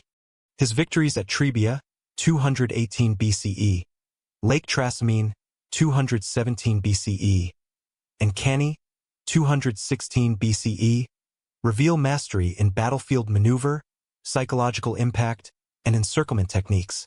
The Battle of Cannae, in particular, exemplifies the integration of diverse troop types into a cohesive fighting force, resulting in catastrophic losses for Rome. Carthaginian sources, corroborated by Roman accounts, indicate that Hannibal's army relied on sustained recruitment from local Gallic tribes, illustrating both adaptive strategy and the necessity of regional alliances. However, a second interpretive insight becomes evident. While Hannibal achieved tactical supremacy, Carthage lacked the logistical infrastructure to fully exploit battlefield victories. Reinforcements from Africa were limited, and Carthage's naval superiority did not extend to consistent support across the central Mediterranean. Rome's response to Hannibal's campaigns reflects institutional resilience. Instead of negotiating or dispersing, Rome adopted the Fabian strategy, avoiding direct engagement while preserving manpower. This approach gradually stabilized Roman positions, maintained territorial integrity in central and southern Italy, and allowed the Republic to rebuild armies despite repeated losses. Polybius and Livy emphasized the systematic organization of Roman levies, provisioning, and regional alliances, highlighting the Republic's adaptive administrative capacity. The protracted nature of Hannibal's campaigns placed unprecedented strain on Carthage's governance and finance. Mercenary wages, provisioning across hostile territory, and reliance on local support imposed continuous pressure on the state. While Hannibal's leadership sustained operational coherence in Italy, Carthage itself faced challenges in maintaining political consensus, raising funds, and reinforcing overseas positions. In Iberia, Roman counteroffensives under commanders such as Publius Cornelius Scipio and later Scipio Africanus gradually eroded Carthaginian control. Siege operations, including the capture of New Carthage in 209 BCE, disrupted supply lines and undermined Hannibal's strategic base. Archaeological evidence at coastal Iberian settlements demonstrates the scale of Roman campaigns, including fortifications, battle debris, and the transfer of control from Punic to Roman hands. A third interpretive insight concerns the interplay between strategy and strategic depth. Hannibal's brilliance in Italy could not substitute for the loss of territorial bases in Iberia. Carthage's decentralized reliance on overseas holdings, coupled with Rome's growing mastery of multi-theater warfare, constrained Hannibal's operational freedom and exposed systemic vulnerabilities in Carthage's imperial model. The war shifted decisively with Scipio's invasion of North Africa in 204 BCE. By threatening Carthage directly, Roman forces forced Hannibal to abandon the Italian campaign and return to defend the homeland. The culminating Battle of Zama in 202 BCE, fought on relatively open terrain conducive to Roman manipular tactics, resulted in Hannibal's defeat. Polybius details the effective deployment of Roman heavy infantry and the integration of allied Numidian cavalry, reversing the tactical advantages Hannibal had previously leveraged. Carthage's defeat at Zama ended major hostilities but left the state structurally weakened. War indemnities, loss of Iberian territories, and restrictions on military activity imposed by the peace treaty curtailed Carthaginian strategic autonomy. While Carthage retained internal governance and significant economic capacity, its ability to project power outside North Africa was permanently constrained. Hannibal's campaigns illustrate both the potential and the limits of Carthaginian power. Tactical ingenuity, diverse force composition, and operational audacity allowed Carthage to challenge Rome directly. Yet institutional dependence on mercenaries, limited citizen mobilization, and multi-theater vulnerability constrained strategic sustainability. The conflict highlights the interplay between leadership, geography, resources, and political structures in determining imperial outcomes. Carthage survived, but permanently weakened. The Second Punic War demonstrated that while Carthage could contest Roman expansion through tactical brilliance, the systemic requirements of prolonged multi-theater conflict ultimately favored Rome's integrated political, military, and logistical systems. This outcome set the stage for Carthage's gradual decline and the eventual Third Punic War, reshaping the Western Mediterranean balance of power. The end of Carthage was deliberate and total, a calculated effort by Rome to eliminate a historic rival once and for all. The Third Punic War, 149 to 146 BCE, marked the final stage of Carthage's decline and the culmination of nearly 3 centuries of Roman-Punic rivalry. Unlike previous conflicts, the war was initiated not by immediate territorial disputes, but by a combination of Roman political ambition, economic pressure, and lingering strategic anxiety over Carthage's recovery from the Second Punic War. Rome imposed stringent demands, including disarmament and tribute, which Carthage initially resisted while seeking a compromise through diplomacy. Polybius and Appian describe escalating tensions as Carthage's limited defensive military actions provoked Roman intervention, formalizing the outbreak of hostilities. Carthage, now restricted from waging war outside North Africa, faced the challenge of defending its city and hinterland with constrained resources. Archaeological surveys of Punic fortifications in Bursa Hill and surrounding urban districts indicate that the city's defenses had been reinforced in anticipation of a protracted siege. Walls were strengthened, and internal storage facilities were expanded to support both the citizen population and a defensive military contingent, composed primarily of citizen militias and limited mercenary forces. The Roman strategy, orchestrated by consuls and later Scipio Aemilianus, focused on systematic siege warfare designed to neutralize Carthage's defensive advantage while minimizing Roman casualties. The Romans established blockades, constructed circumvallation lines, and employed siege engines to breach fortifications. Literary sources detail successive assaults and attritional tactics, emphasizing Roman determination to capture the city despite initial Carthaginian resistance. Archaeological evidence, including remnants of siege ramps and projectile debris, corroborates the intensity of these operations. A first interpretive insight emerges from the Roman approach. The campaign demonstrates the application of total war principles in the ancient Mediterranean. Rome combined military, economic, and political pressures to ensure the permanent elimination of Carthage's capacity for resistance. The meticulous coordination of siege works, supply lines, and urban encirclement reflects both logistical sophistication and strategic foresight. Carthaginian resistance was sustained but increasingly desperate.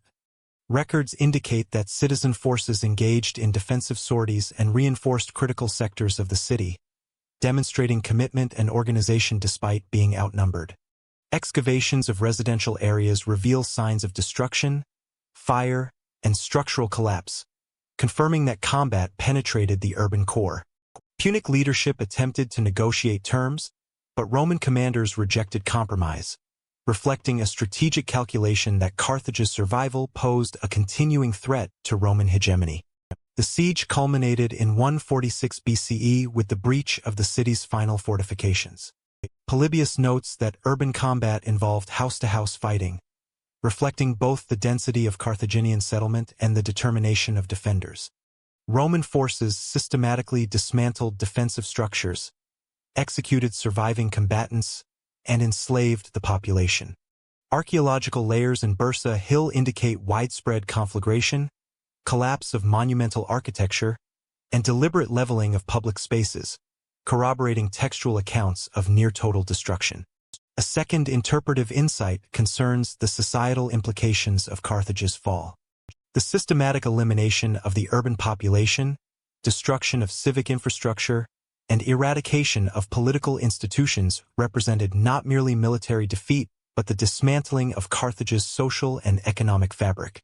The city's mercantile networks, administrative systems, and cultural institutions were effectively terminated, erasing centuries of accumulated organizational knowledge.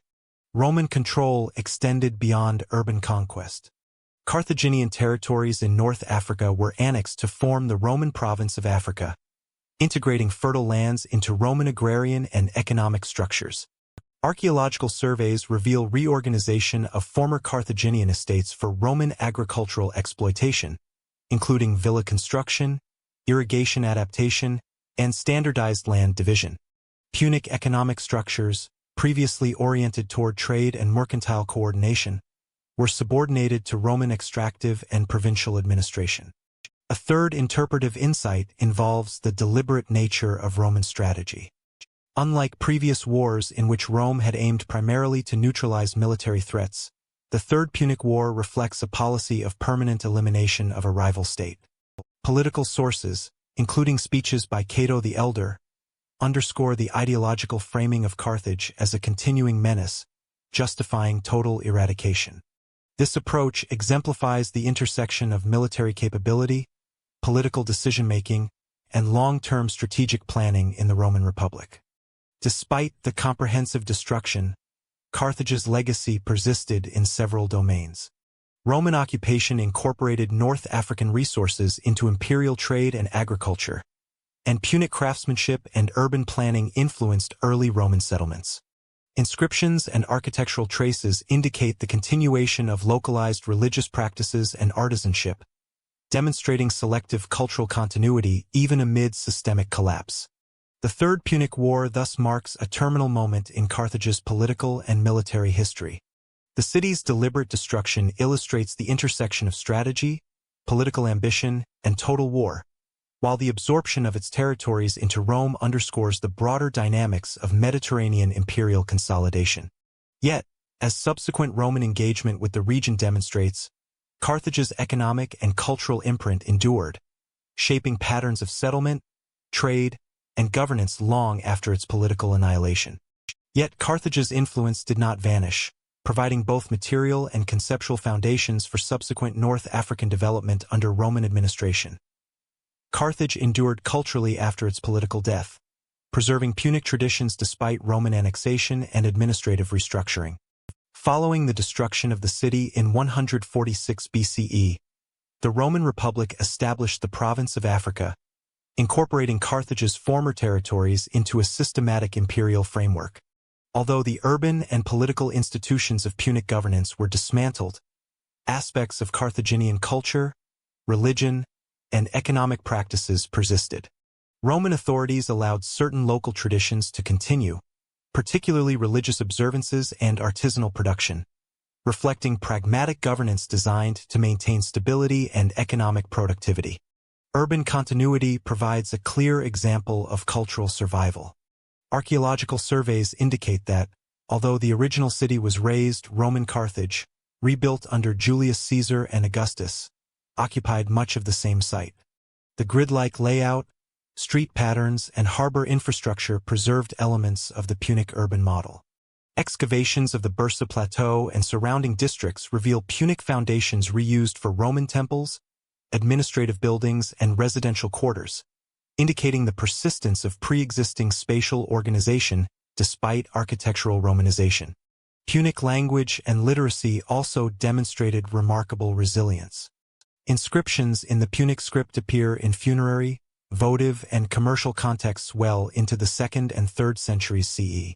These epigraphic records, including stelae from Carthaginian necropolis and rural estates, attest to continued use of Punic for religious dedications and communal memory. Latin gradually became the dominant administrative language, but Punic persisted as a medium of cultural identity, particularly in local religious contexts. Religious practices further illustrate continuity.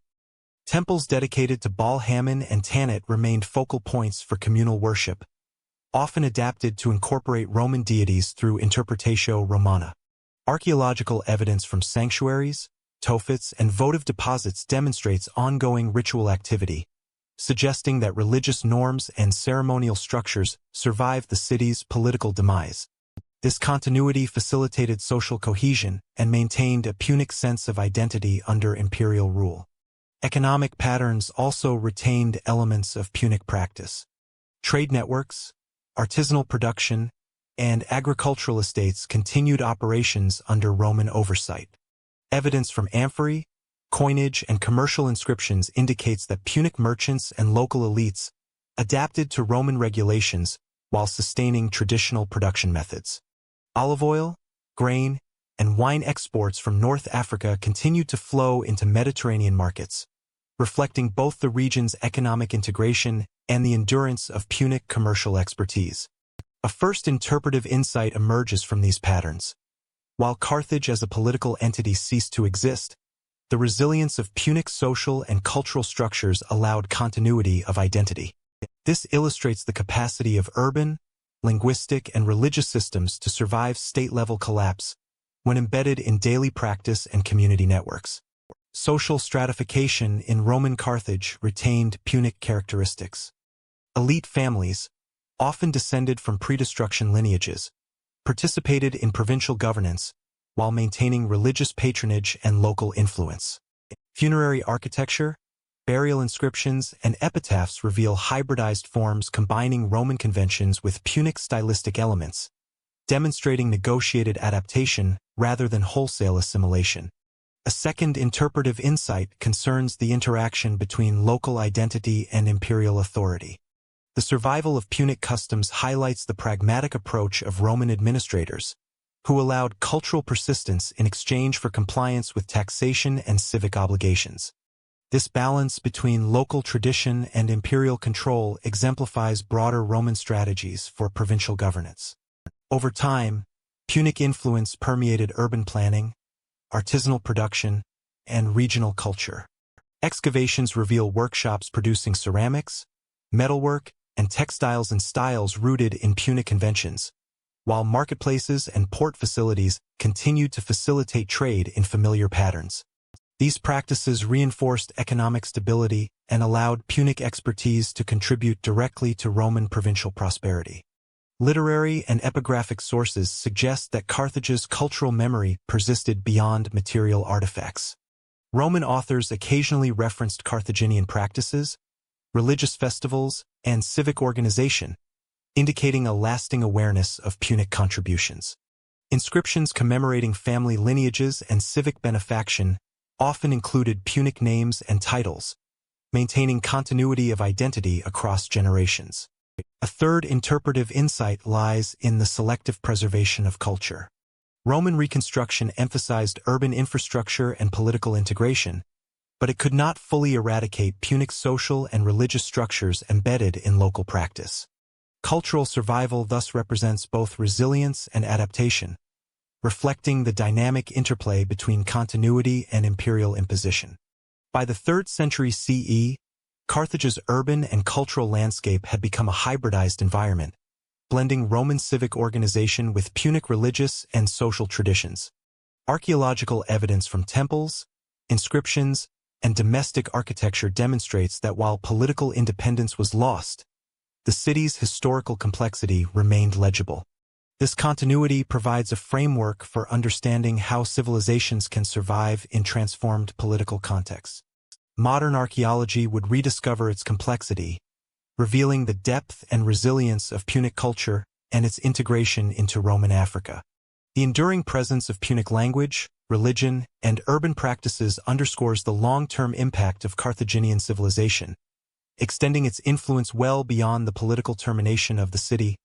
Carthage was rebuilt through archaeology, layer by layer revealing its urban complexity, economic networks, and material culture. Modern interest in Carthage emerged in the 19th century, following the city's ruins being identified near present-day Tunis. Early excavations were driven both by colonial ambitions and scholarly curiosity, as French and British archaeologists sought to uncover the legendary city described by Roman authors. Initial digs focused on prominent topographical features, including Bursa Hill, identified as the ancient citadel. Archaeological evidence confirmed Phoenician foundations underlying Roman construction, validating textual accounts of Carthage's layered occupation. Bursa Hill excavations revealed residential structures, fortification systems, and religious spaces, providing insight into urban planning, civic organization, and defensive strategies. Stratigraphic analysis demonstrated a continuity of occupation from the late 9th century BCE through the Roman period. Artifacts such as ceramics, amphorae, inscriptions, and votive objects illustrated trade networks spanning the Mediterranean, as well as material and religious continuity despite political upheavals. UNESCO recognition of Carthage as a World Heritage Site in 1979 underscored the global significance of its archaeological heritage. Excavations in the 20th and 21st centuries have employed systematic surveying, remote sensing, and conservation techniques, allowing scholars to reconstruct harbor systems, necropolis, and civic infrastructure. These efforts transformed Carthage from a site of literary legend into a materially grounded, empirically studied civilization.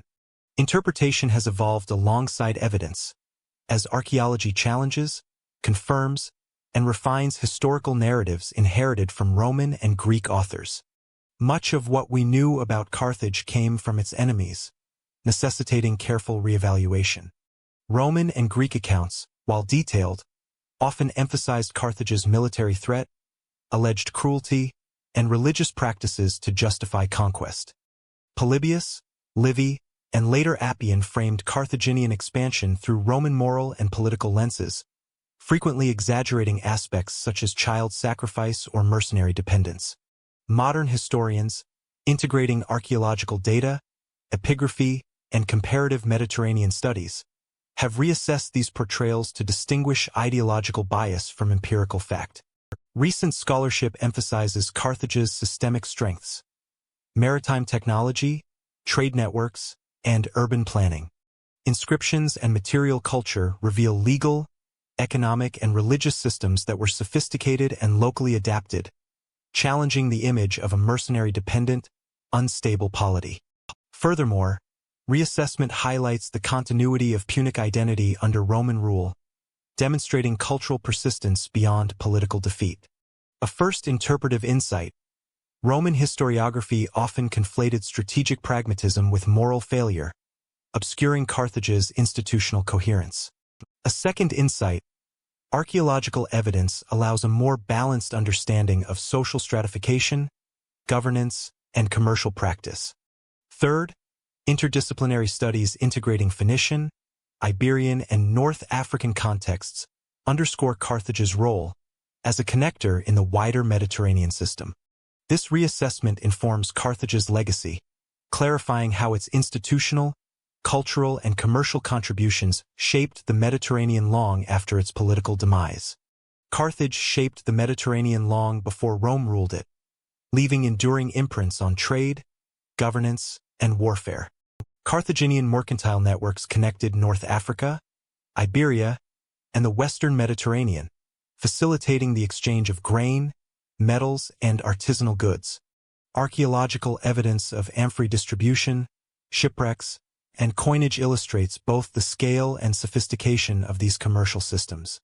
Carthage pioneered standardized weights, contractual trade practices, and regulated harbors, which later influenced Roman economic administration. In governance, the Carthaginian republican system, with suffetes, councils, and assemblies, provided a model of oligarchic deliberation. Comparative analysis with Greek and Roman institutions demonstrates experimentation in balancing elite authority with broader civic input, emphasizing practical administration over absolute monarchy.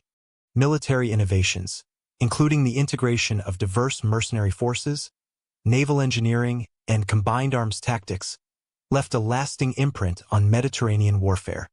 The Carthaginian approach to strategic mobility, fortification, and logistics informed Roman and Hellenistic practices in subsequent centuries.